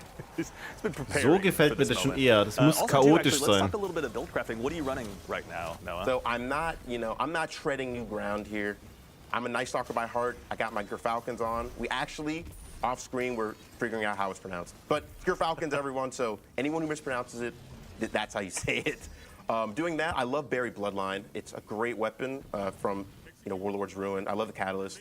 And, I'm just doing that because we might see some Tormentors, who knows? And I like precision when we're doing that because, rockets aren't very effective against See, over the past day or so, as we've been getting prepared for the stream, I'll admit my jealousy for Buried Bloodline has only been growing. I'm a big fan of Graviton Lance. We get along very well. But I got to say, the precision that you've been getting out of Buried Bloodline makes me upset that I haven't just gone ahead and buckled down and gotten the farming done to get that thing unlocked, honestly. Yeah, great. So as we see, we are actually in the pyramid again for the boss. We're taking the fight back to the Witness's forces. And this brings up a really interesting part of all of the boss phases where instead of having immune shields or immune phases, we have different augmentations Just that Media, allow ich hab's you angepinnt. to increase your effectiveness against the Wo boss. du So for example, nebenbei this zuschauen one musst. is Augmentation Well. If you stand in these wells and defeat high-value targets, you will actually deal increased damage to the boss for the rest of the fight. That's something, because these are meant to be kind of like victory laps, like you've survived against the ADU, it is time to just, single-mindedly take down the boss. Yeah. Interesting. Also, too, actually, really quickly, Tom, so I know we touched on there being 10 and 50 wave versions, but Ich muss ja sagen, ich finde es cool, dass man hier dann auch immer wieder ein Stück laufen muss, damit man halt ein bisschen Bewegung auch reinbekommt. Auch wenn es nicht viel ist, aber ich finde es besser, wie wenn dann nur die Wellen wären. Sozusagen ein Zusatz. I believe that the normal version is match made. 30 Minuten für das eine Emblem, 2 Stunden für das andere. Aber man kann es auch verteilen auf die 3 Streams. Diese Woche, nächste Woche und übernächste Woche. And honestly, too, it never hurts to bring in your own GM crew if you're Muss pushing nicht auf 50 einmal sein. waves. No, we definitely want you to communicate in that activity on the upper end, especially. You're going to have a much better time. Yeah, honestly. Also, too, actually, while we're kind of on that subject, I remember something you mentioned earlier was, kind of one of the goals, I think, from a design standpoint you were mentioning was that it's kind of just easy to get lost in this activity. The combat sandbox that Jetzt Destiny verteidigt man has. einen Sometimes anderen you just wanna throw Standort. down and just test new builds, go crazy, and this is something that really seems to facilitate that. Für mich passt es, dass wir hier die PvP-Map nehmen. Finde ich voll okay. Habe ich nicht erwartet, dass sie hier eine neue Map oder irgendwas machen. We're at a new defensive location you can see here that's near the river walk in here, and We're going to break the fourth wall. We're developers, so we were able to change it to our other faction. It's not always going to be Fallen. we have the hive that we're showing prominently in our poster art. Oh, that's right. Yeah, for the more keen eyes at home, they may have noticed that behind the scenes, the faction has changed. So when Jerome mentioned it earlier, every single one of the armies at the Witness's behest is going to go ahead and be a part of this fight potentially. Or which ones are they, rather? Or if you don't mind me asking, I should say, Jerome. This is your thing. Yeah, we've got Fallen and Hive are going to be pressing the last city, but the Taken are definitely active elsewhere. Yeah. They're sort of they're being marshaled for other purposes, which I won't. Other elements of the seasonal story are yet to be revealed. We'll let that Okay, obviously es sind 3 Stunden, uncover sorry. itself as time goes on naturally. Yeah, there's plenty for the lore hounds out there to go ahead and discover. Jerome, when you're putting together a story like this, obviously kind of helping us realize what the Witness's mission is, like what was kind of some of your inspiration as you kind of looked at this activity and the opportunity it presented to the narrative team? We always start with the characters, like the emotions of the characters, from their perspective, how they would see things, how they would react. Certainly. And so that's what made Shaxx a natural fit for this. It's such a gear-focused activity. It's so ferocious. We needed a voice that matched that level of intensity. Yeah. And so that's where we came up with Shaxx. Yeah, Shaxx is like the perfect hype man for this, right? It's so great when you get later in the rounds and Mal he sehen, just ob die kind of das makes you feel nochmal like you can keep going. korrigieren mit den I Emblemen. mean, that's his goal, right? The Crucible is not a forgiving place, and he's there bringing folks in every single day that he possibly can. So Was ist euer Eindruck momentan? No, and that's a great way to look at this. The Crucible is preparing, fighting other Guardians to sharpen ourselves to fight a war. And this is just fighting a war. Yeah, honestly, this is what we've been sharpening ourselves for. This is that moment. Also, too, kind of in that theme, we got a question from Cozy Spartan in chat. Are there any other weapons that are coming back? As a quick reminder, this is the first of actually three streams as well. So next week we're going to be talking about that. So make sure and mark your calendar and tune in then. Today, this is just a taste of Onslaught and kind of a first Jenks, look wie ich at dir what's to come gesagt in the habe, brand am new 9. activity, April joining startet us with erst. Destiny 2 Into the Light. I'm out of money, I'm broke. No. All out of scrap already? Yes. I bought one thing. I suppose I spent it all on these 2 turrets, which have been performing pretty well, actually. I'm a person, I prefer to upgrade a few things Das because ist their halt das. effectiveness Ich würde mir wünschen, dass es dann, much more weiß nicht, einen heightened legendären upgrade. Modus So, gibt. I feel like if you all Weil pool your momentan ist resources es to make a few für erfahrene crafts really Spieler good, zu that might einfach. serve you well, but who knows? I know when you do legendary and you're in GM, you're really going to need those defenses to help you out because those enemies are powerful and they are focusing down your ADU unrelentingly. Yeah. All right, so we've touched on there are 3 different defensive tools at our disposal between the turrets, the trip mines, and obviously the decoy sweet bot. And those are upgradable, if I remember correctly? Yes. Correct. Cool. How far do those go up? Like what level would be? 3? 3? Awesome.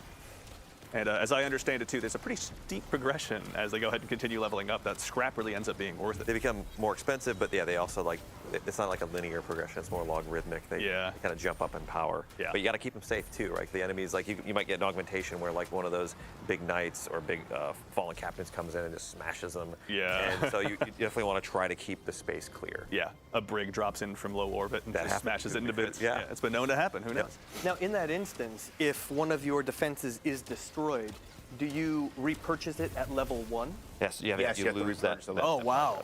Yeah. And that's one of the things you have to watch out for with trip mines. Like I said, they have charges, and they will just, they will go out on their own. But that's why they're so cheap. You're going to have to rebuy them once you run out of charges. Yeah, and also I think I saw a question in chat. I missed the name, so apologies to whoever asked this. Is scrap individual or is it fire team wide? So we've got an interesting way of doing it. So the fire team earns scrap together, but you each get to spend individually. Oh. So you can't mess up your fire team mates by like overspending. You've got Die Runden oder die Wellen sind halt gemacht, damit es schwerer wird. Es wird mit jeder Welle etwas So you schwerer. can coordinate if you want, or you could just spend how you see fit to help the team. Yeah. In general, like anything you purchase is just going to help. Yeah, as someone too, like in the past, I've played, personally, like a lot of wave-based defense games. There we go. When it comes to the upgrades, I imagine, like you were saying, it's pretty logarithmic. Is there a feeling of wanting to, instead of getting, Night Alpha, es kommt halt drauf an, was für ein Loot kommt, three weißt? level 1 turrets get 1 level 3 Wenn man turret, for guten example. Loot Like, is kriegt. that power gain kind of the one you want to be chasing if Und you're ich könnte pushing mir those jetzt nicht higher vorstellen, levels? dass noch andere Modes kommen, sondern eher halt coole Waffen oder so. Yeah, Sometimes it might be Die man better sagt, to man hat spread da out Lust, die jetzt Yeah, that's true. noch zu damage, farmen. but like a lot of that's going to vary, like which the augments. Ist ja auch ein kostenloses Update. You're not going to be able to control that. You're just going to have to react. Like it might be. Keine might be an easy Season, way an of nichts just gebunden. withdrawal, But it could be a bunch of Exploder Shanks too. Aber ich sag's mal so, hat auch eine denkbar langweilige Waffe Who on genommen. earth would possibly be responsible for that? Hat halt You can irgendwie... blame Noah. You can blame me for drop pods. You can blame Noah. I've done a lot. That Everyone who spoke to their therapist about Cabal drop pods, you to go ahead and charge that directly to Tom. You can follow him on Twitter right now. Oh no. Yeah. Noah, Jerome, out of curiosity too, when it comes to kind of the seasonal story and where this fits in. So again, we're digging our heels in, fighting against the Witness, Kann schon sein, sharpening übrigens, ourselves. The next step pretty much is just to go ahead and hold out for as long as we can in preparation for that next battle, I'm assuming? Absolutely. We're waiting for Crow to essentially build a bridge in concert with Mara, with help from Osiris and others. And so it's really the universe is on Crow's shoulders. Yeah. And we couldn't imagine anyone better suited for the task. Yeah. Crow has come a long way in a short amount of time. Yeah. And I think he deserves an opportunity to show what he can do. Yeah. And I think he'll come through for us. Still has uttered one of my favorite lines. Yeah, we went ahead and chased him into the astral plane. Well, I just shot at him until he ran away, but your way's better. He's earned his spot. He's ready to go, obviously. All right, Noah, where are we at? What are we looking at right now? Also ich habe gerade nochmal mitbekommen, einen legendären Modus wird es auch geben. Also sprich, wem das zu leicht ist, wechselt dann auf legendär. Das könnte dann schon knackiger sein. Composition. So this is a wave full of exclusively ogres and Cursed Thrall. Cursed Thrall are nice because it allows you to chunk the ogres if they're grouped up. Yeah. But at the same time, they're Cursed Thralls, and as we see, they are just booking it straight toward the ADU. These ogres seem very dedicated to their task out of the gate, honestly. It seems like within a millisecond, they're just lighting up anything they can possibly see. Yeah, I think they're really dedicated to the Witness, and I think they're also kind of stupid. So they're just doing what they know. I'm not brave enough to say that to an ogre's face, but I respect you for being able to do so. So we're seeing another bonus objective here, actually, which is there are going to be pyramid splinters that spawn. That's a great. Now, where are they? I think there's one up behind you, Noah. Oh, right here. Look at that. And then if you keep following it, it kind of leads you away from the space, and Also ich könnte mir vorstellen, dass der legendäre Modus hier we're able to get schön oder cool werden könnte. we're able to get heavy Ich ammo. sehe es which I gerade, eine desperately neue need because Währung very gibt's. bloodline Okay. out of ammo. Das habe ich gerade erst gesehen. Die rechts diese So Münze, there's die er tension, bekommen hat. right? When those 2 splinters Stück. lead you away from the ADU, right? You need to kind of have split your attention in 2 directions. Yeah, that's a thing that we were really wanting to index on. So for these not critical objectives, for these augments, they kind of incentivize players to leave the ADU and kind of have roles. As we see, we got Splinter Mines and you have guards that are guarding them. We have Clayton and Ashley doing that for me while I defend the ADU. And that kind of means that you have less people defending. Like the wave is still coming towards you, but there's things you have to do. And those distractions, which aren't really optional, are kind of what gives you that tension and kind of allows for interesting build crafting decisions. Like, that's something I kind of wanted to go into. Something that excites me. Ja, as somebody who's sehe ich kind auch, of seen ist so Black how our Knight. seasonal meta Ist halt kind of einfach. develops with things like Strand Titan and Solar over and over. Yeah. I'm interested in seeing if interesting things come out of. Aber Onslaught. spricht You're doch die not trying ganze to stay Zeit, muss alive man ihm yourself, you're trying to zugutehalten. keep this ADU Das ist nicht so alive, einfach. Which is a object completely separate from you. Zu erklären the und stasis dann is gonna be nebenbei more zu useful. spielen. We're seeing Ashley use Arc. She's using Arc Souls, which have proven to be really useful against the Fallen. Like, is Risk Runner going to be something people want to use, or Trinity Ghoul, or Sunshot? Oh, We're gonna forget that happened. That's fine. yeah. So also too, Every man when for it themselves. comes Aber to the seine build crafting Mitspieler element, I sind can probably absolute imagine Bots, when oder? you're doing the GM difficulties, like it's Weil not just die your sind own ja build you're worried about, ständig but am making sure you Sterben. have that communication across your team, across champion mods, across element types. Like there's probably a whole heck of a lot to actually make Die sure Waffe, you're die keeping er track of spielt, throughout this. Yeah. Ich weiß There's a gerade nicht, lot wie going sie on in the activity heißt. from a moment perspective. We have Das ist a bunch of die different wave Pistol, types, die augments, Exo-Pistol different aus squad dem compositions, Dungeon, den different bosses, letzten. as we're seeing, and augments there. So Oh, it really scheiße. build is Kann king. vielleicht jemand im You're Chat still reinschreiben, wie der shooting Name auf bad Deutsch von guys, dem Dungeon using your ist? abilities, using space magic, but it's all a matter of how you use it in each situation. Like maybe you want something more offensive when you're fighting a boss, or bring in that spark and rift. But when you're in the ADU, you might want something that'll help you hunker down. Actually, too, no, we're on that subject of augments. Something you mentioned yesterday I thought was pretty cool were boss augments as kind of the levels continued to progress. Yes. Can you tell us a little bit about those? So we just did an augment just now that had capture points spawn in the arena. Oh, we have one right here. And what that does is that calls in Okay, das ist turrets cool. that will eventually come and help us out. if we call both of them, they'll all activate, and that serves to kind of get some heat off of you. Yeah. And just overall kind of help. Like, these are level 3 turrets. You know, you see them in blue. They're looking really nice and spiffy. Yeah. Danke, And again, Leute. you're saying at level 3, the fire rate also increases? Yes, in the fire rate, Also, health, and habt ihr es damage mitbekommen, man increases. kann wohl, bevor man den Modus startet, verschiedene Buffs oder so aussuchen. Oder Debuffs sind auch beteiligt mit dabei, Can you just roll that leftover die dann Shrieker halt Eye into some enemies, maybe just bestimmte to- Sachen halt verändern. Zum Beispiel jetzt gerade eben gab es hier so einen Spot, den die einnehmen konnten und dann haben sie dafür So Turrets what und level so are we bekommen. on now, out of was- curiosity? we're on wave 20. Was that 20? Okay, cool. Awesome. Man, this is going well, honestly.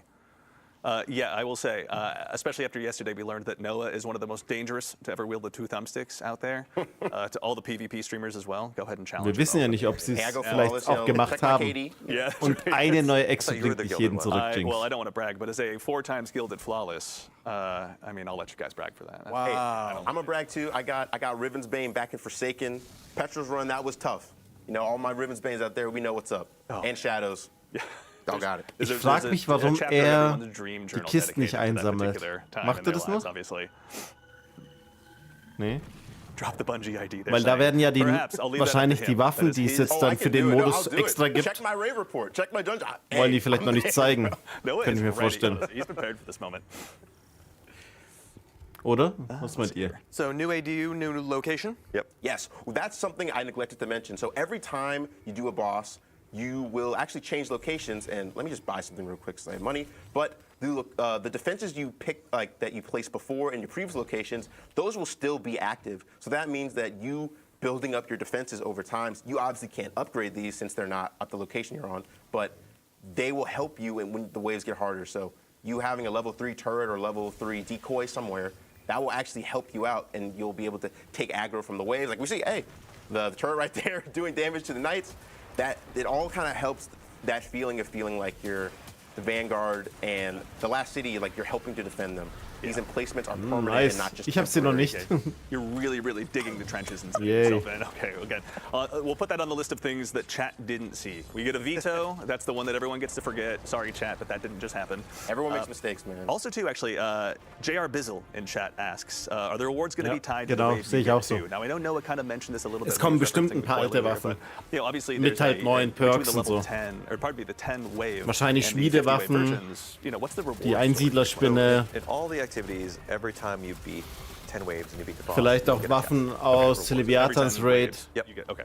And then in the challenge mode, there's a normal and a Sein hard version. Inventar ist In voll. the normal version, you'll get Ja gut, das you wäre bei get mir der Fall. normal chests all the way until the last wave. You can beat the final wave. Yeah. You'll get double rewards. Oh, okay. And then if you play the hard mode, Yeah. you get additional rewards in all the waves. Excellent. Okay. And so like, there's some little surprises there too. We might have along the way that at the end as well, just if you're lucky. Excellent. Yeah, for the ones that are really going to go ahead and try it a few times out, maybe there's an additional variable thrown in there from time to time. Excellent. Yeah.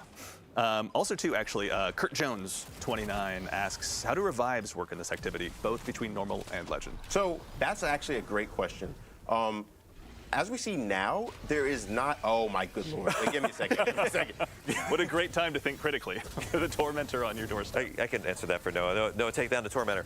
The way Oh, that my revives ear. work is like in the first 2 sets, Yeah. darkness is off.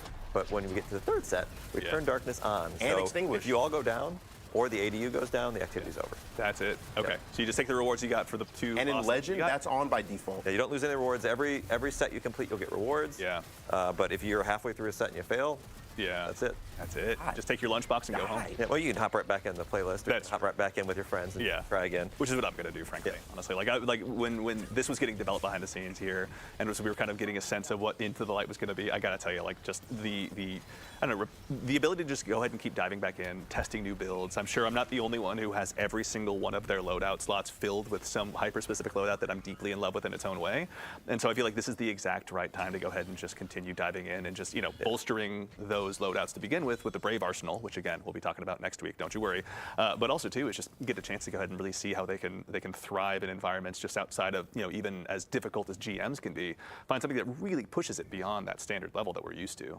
Yeah, and you're going to need to be ready for a lot. We're trying to throw a lot of variety at you, right? There's the 2 combatant factions that you're going to be facing, and the Fallen Hive that can randomly be in there when you start the mission. There's the multiple defensive locations, and there's like the progression of the waves. There's augments. All these things are kind of working together in concert to like test your ability to coordinate as a team and in your build game too. Excellent.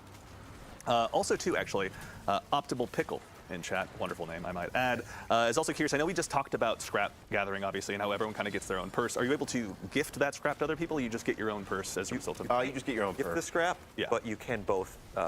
Like if someone places something else, you could upgrade it. Oh, okay. You can coordinate. Got it. Your spend. They can drop the level 2, you can upgrade, or they can drop the level 1, you can upgrade it to level 2. Yep. Nice. Very good. All right, that communication is going to be. We wanted to keep it simple and fast. Like we didn't want to have like. We did a lot of work to make sure it was as streamlined as it could be, because currency can get complicated if you're not careful about it. In the heat of battle, honestly, yeah, it's like sweeper bot, Nobody whatever. wants to open their wallet and be like, "You got a 5?" Yeah, exactly. Yeah. Can you break 3,000 scrap? Is that? I'm getting shot here. That's right. Just a little bit. It's okay. Yeah. Yeah. Ghost will help you out with that. Let's see. We're getting up there in the waves, and they're getting a little bit more beefy. Yeah, you guys are murdering your way through. This is going great. Another thing I really appreciate about Onslaught, other than like the fact you can get lost in it, is like this is just going to be a great place to go. Yeah. And just like if you want to do bounties, if you want to do triumphs, you've got things you want to level up, catalysts, like just like hop in Onslaught and chill. And you'll be able to really tear through a lot of enemies and like. Hear that, everyone? You can leave the opening gates of Grasp of Avarice, finally. or Shirochi, you don't have to farm there anymore. Don't have to input that wish. Yeah, and some waves are really like hard, and other waves like you've got a bunch of guys coming down a hallway and you unload your supers, unload your ammo, and it feels awesome. Yeah. Really like have that peak power fantasy. Yeah, it's also too, no, you're getting some cred in chat for your ability to dispatch champions.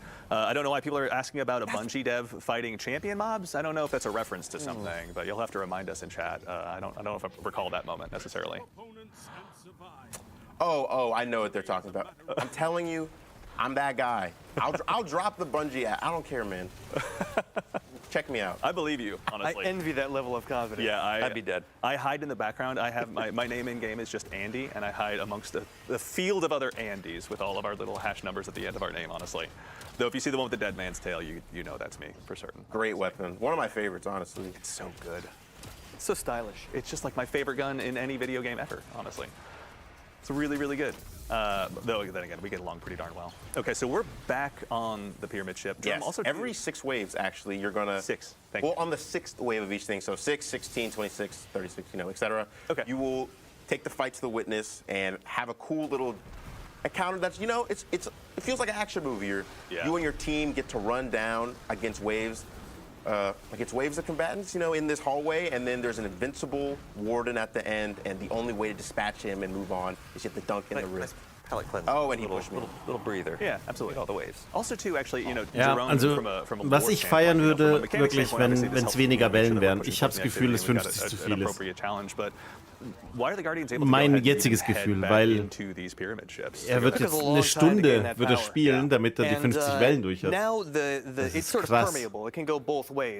Wer möchte einen Spielmodus hat, wo er eine Stunde drin bleiben muss, um die Belohnung zu kriegen? Oder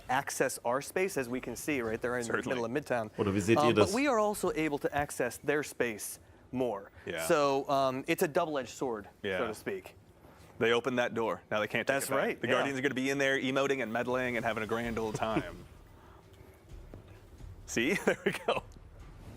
Let's go ahead and flex your raid emotes. It's all right. Let's get it out of the way. I say that bitterly jealous because I don't have any of them. Took to wave 27 now. All right. Ooh.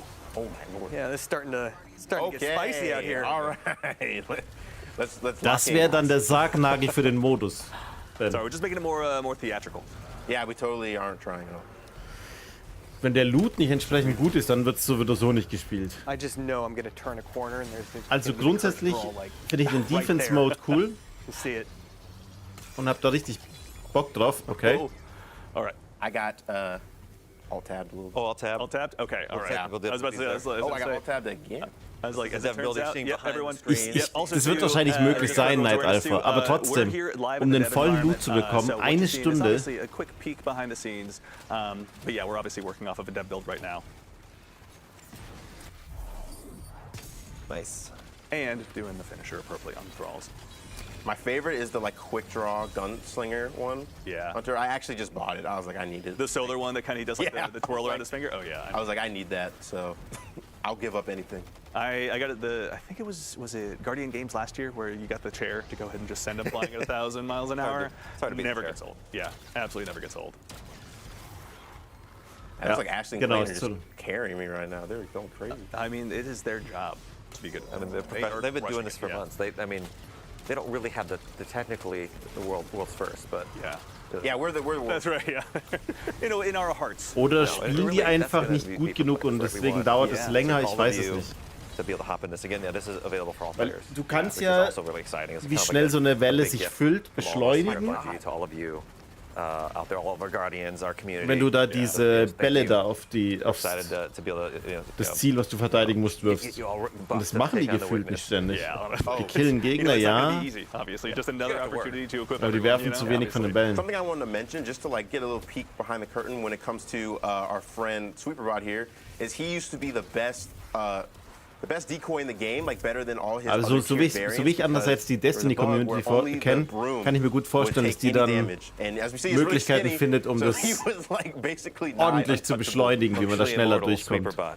Oh my god. Must be nice, obviously, just to have your Horcrux or whatever it is, right? But it's just his broom this time, as it would turn out. We fixed it though. Yeah, it's fair. All right. Yeah. It'll live on, again, another thing that lives on strictly in our hearts. Yes. Also, too, out of curiosity, Vadar477 in chat asks, will there be, like, if you have just 2 people on your fire team and you want to go in solo, is there a private mode you can dive into this with?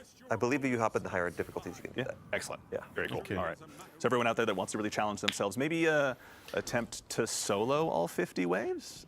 I think our running theory is that it's impossible. I think it's not possible. That's my charge to the community. Can you beat Legend solo by your, like, obviously that's what solo means, but can you beat Legend solo? Also, Someone's got to do it. If ich my lese euch mal teammate on kurz the vor, social was ein media Kumpel team, Mitch, geschrieben is hat. out there Der hat mir watching gerade while on geschrieben, vacation, so don't ich you dare sag be dir, wie die working. neue I think he's Aktivität got aussieht. that Wir challenge spielen set up 3 for Warlocks Hey, und I've schmeißen learned not to Granaten underestimate Destiny, und schlürfen you know, Cocktails. Especially like in Mission Whetstone, I thought it would take a lot longer for people to Yeah. do that. Darauf That können sie was quick. hinauslaufen. Like, so, Warlock mit I Sunbracers mean, und honestly, dann underestimate the Guardians. den much Rest as machen die the sins of Granaten. witness at our own peril. So obviously, none of us want to do that.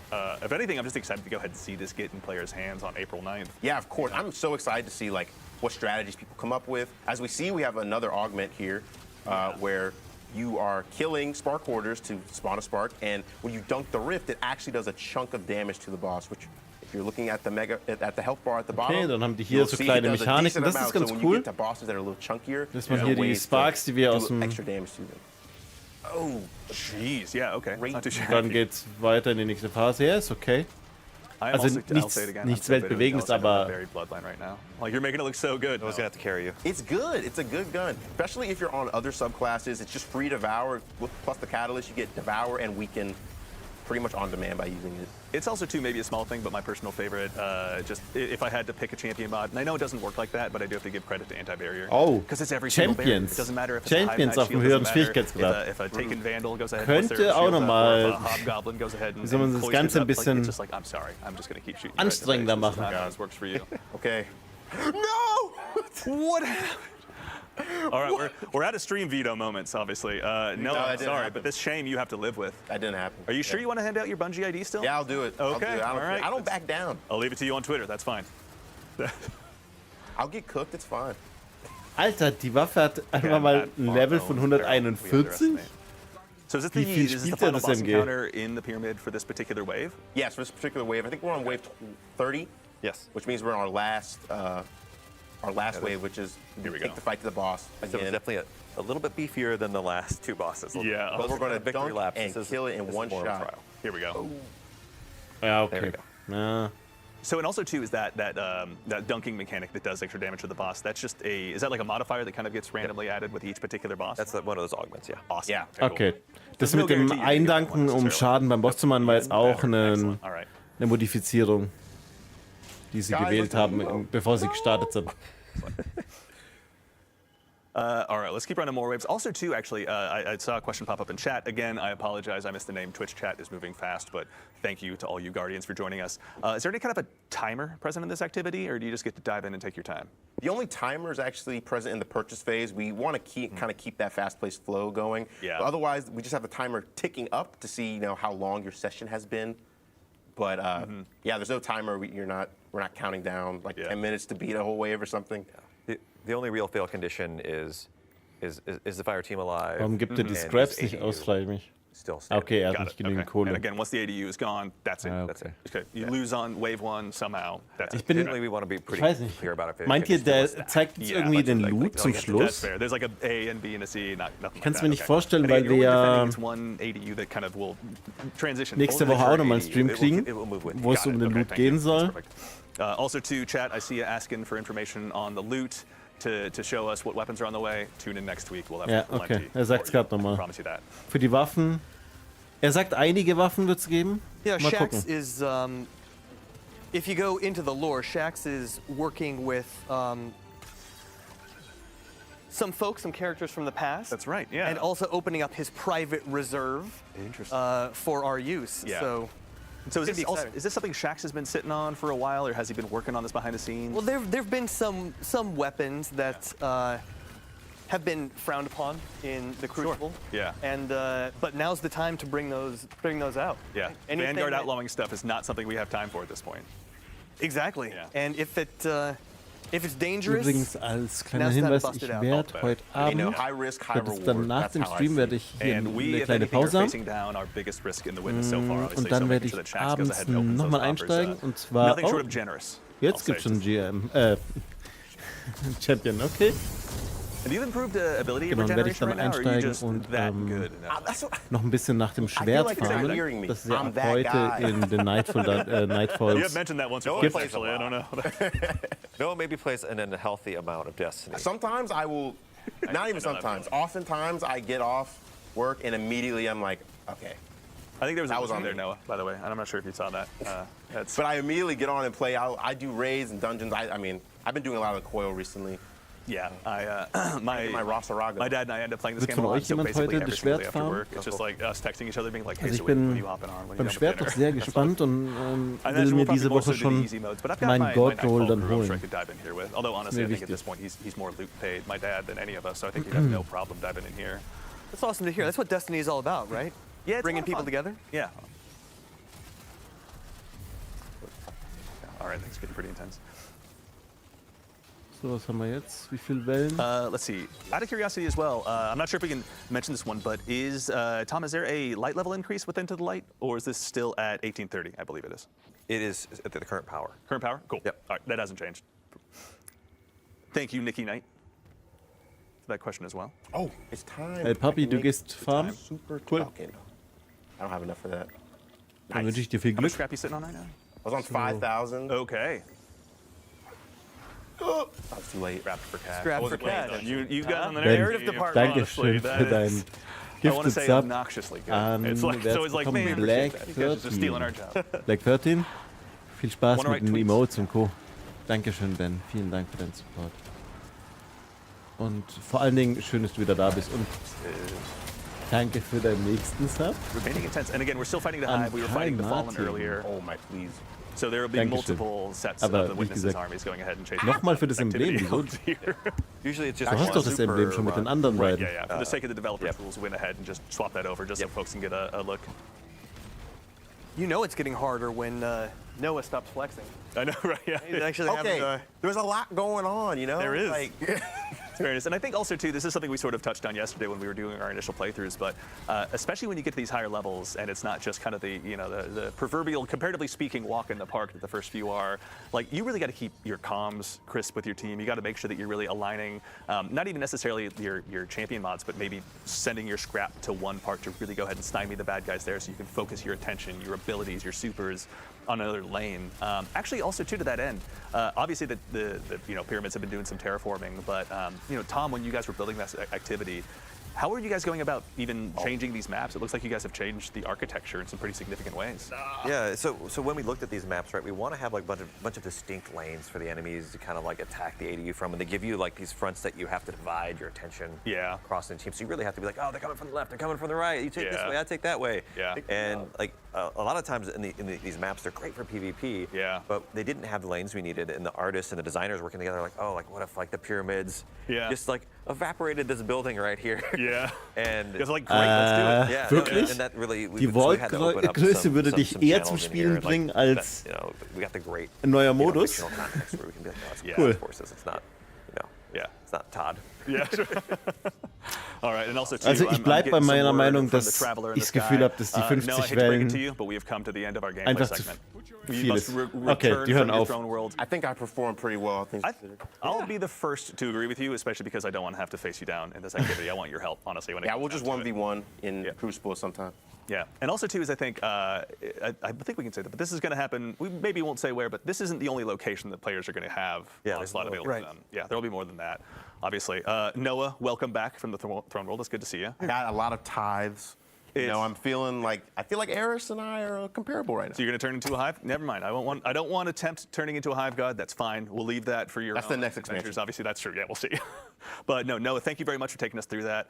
Thanks and for having me. Of course, for everyone here in Twitch chat, thank you for joining us. But before we go ahead and head on out, we obviously, this is just kind of the first look at what's to come in Destiny 2 Into the Light. Again, as a reminder, we're Odins doing Blatt. 3 streams showing Ja, us es all of gibt this heute content ein that's going to be neues coming out, Schwert, das available man in to der all Dämmerung players. kriegen kann. And of course, before we go ahead and head off, Und Tom, you guys have sieht all aus wie die worked so heavily fallende on this activity. Guillotine, Tom, we'll start with ist you. auch der When gleiche Onslaught releases, when Schwerttyp, it gets in aber players' hat hands on unter April 9th, anderem what are you most looking den forward to? Perk Kühne Klinge, I really wodurch want to man see eben what players do with the defenses. I want to see like einfach what their strategies are. I know Noah's got his Mobilitätsmonster strategies, plus I've got Schaden mine. Maybe mine are a little beides less hat developed dann. than his. And just to be able to like see, also it's a great time to get back in and play. It's going to be a great time to play Destiny. It's going to be like new activities. 100.000 Zuschauer. It's going to be fun. I'm going to be hopping in with me and my sons. Yeah, that's going to be awesome. Yeah. Jerome, as someone who's gone ahead and helped craft this story, to bring this to life, obviously, to make sure it fits into the Destiny universe so well, what are you most looking forward to when this releases on April 9th? First of all, people getting absolutely hyped out of their minds for the final shape, and I want to see what Generell, builds Destiny arise out of Directory this. hat It's kind of a different 158.000 strategic calculus Zuschauer. than we've Ist seen okay. before, so I want to Für see das, how dass es the nicht players mal ein innovate DLC and ist und deal with this new kein challenge. Day One Raid. Strategic calculus. I'm going to file that Die one Leute away. wollen unbedingt That's the narrative Content. team, everyone. Geez, just making us all look bad.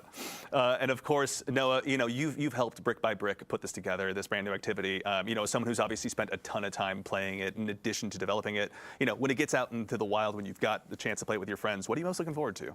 I'm looking forward to just getting my reps in, seeing how far we can get, especially on Legend, get extra rewards, have an extra difficulty, just have fun with friends and trying to see, like Jerome was saying, like what builds arise, like what cool stories come out of playing things like this. Like we saw, you can have a big Tormentor show up and like all these different things, those little emergent moments are what really makes Onslaught special at the end of the day. Yeah. And I'm really proud of what the team and everyone has done. Like I'm a very small part of a larger team. Teams are way better than heroes. Yeah, And you're here.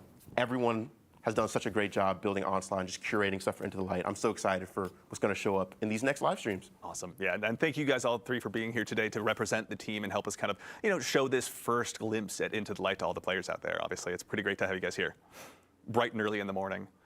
Thank you for having us. Absolutely. Yep. All right, everyone. Well, I believe that's it from us here at Bungie HQ. As a quick reminder, again, we'll be back next week at the same Bungie time, same Bungie place to show you some even more content about Nächste Light, Woche, including some returning Guardian favorite weapons, which you may have gotten a glimpse of today, a brand new look at an all-new social space as well that you can take your fire team down to, and even more information about upcoming rewards. Before we obviously send it off, I want to again thank our guests here for joining us today, to the entire Destiny development team who behind the scenes right now is working on this content, bringing it to life for all of us. Thank you all so much for your hard work. To Clayton and Ashley, our play testers in the back who went ahead and helped fill out the fire team. Getting some waves, there we go. Thank you very much. To the amazing team of producers who are here putting on the show, thank you all so much. Genuinely, it's amazing to have all of your assistants. They have the distinct difficulty of making me look good on camera, so believe me, their work is cut out for them. And to our team of moderators in chat, you're the real heroes. Thank you so much for your time. But in the meantime, again, reminder, we'll be back next week at the same time and place to show you even more content. But until then, take care of yourselves, take care of each other, and we'll see y'all Starside. Also, The Tourist, Dankeschön für deinen Follow, muss ich noch ganz schnell sagen. Und dann hatte ich vorhin noch welche vergessen, und zwar Caddy, Andre the Blade, Key Legend. Genau, und dann Rob Boss und Odins Blatt und Lotus Uhr. Vielen Dank für eure Follows, gell? Also, warten wir mal kurz leiser. So, ich sag's wie es ist. Ich persönlich finde den Modus an sich gut. Man hat wohl viele Möglichkeiten, hier auch ein bisschen Abwechslung reinzubringen und Co. Und ich mag Horde Modes, aber es muss dann auch schwer sein. Es muss hart sein. Was ich nicht mag, ist, wie lange er dauert. Du kannst nicht 60 Minuten, du kannst auch nicht 40 Minuten. Das ist irgendwie zu lang für einen Horde Mode. Ja? Ich hoffe, dass es jetzt einfach nur an dem Gameplay lag. Und dass wir dann, wenn es dann für uns rauskommt, dass wir als Hüter da Möglichkeiten finden, deutlich schneller durchzukommen. Das ist meine persönliche Meinung. Und natürlich ist auch die Frage, was kriegen wir für einen Loot? Ja? Wenn der Loot stimmt, dann kann ich mir vorstellen, dass es interessant ist. Ist der Loot schlecht, zu wenig oder so, dann wird es halt blöd. Aber ich freue mich auf jeden Fall auf die zurückkehrenden Waffen. Eine haben wir heute jetzt gesehen, hat er auch gesagt gehabt, die Midnight, wie heißt die? Midnight Punch? Oder? Ach, keine Ahnung, wie heißt sie nochmal? Auf Englisch? Midnight Punch, glaube ich, hat er gesagt.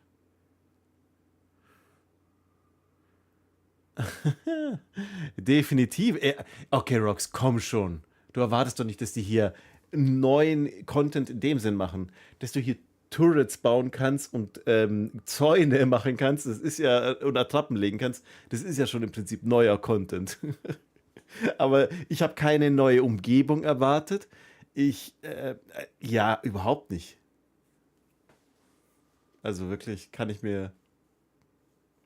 Capone Gaming, dankeschön. Danke für den Follow.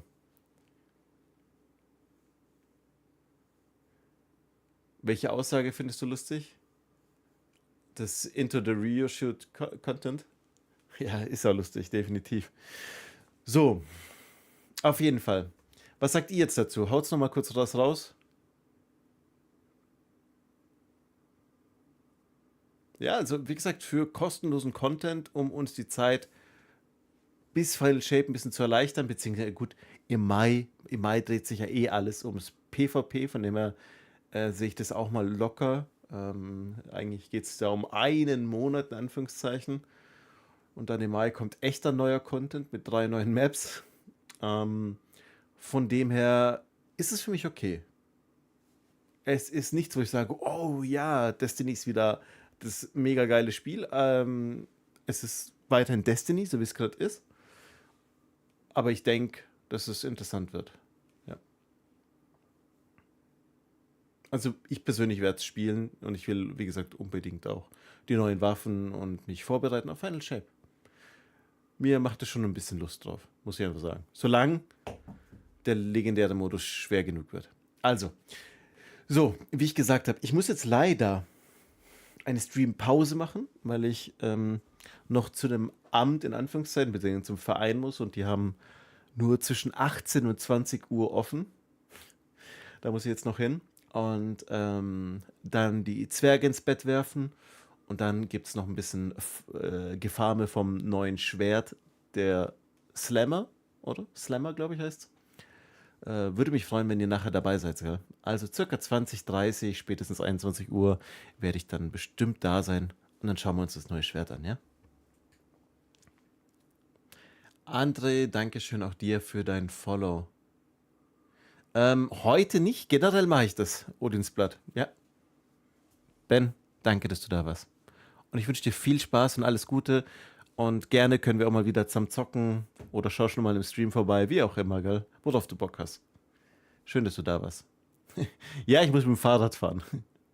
Auto ist gerade nicht da, genau. Genau, neues Schwert heute in der Dämmerung. Ja, Mauzi, so ist es. Also, macht's gut. Bis nachher. Vielen Dank, dass ihr dabei wart. Es hat mir sehr, sehr viel Spaß gemacht mit euch.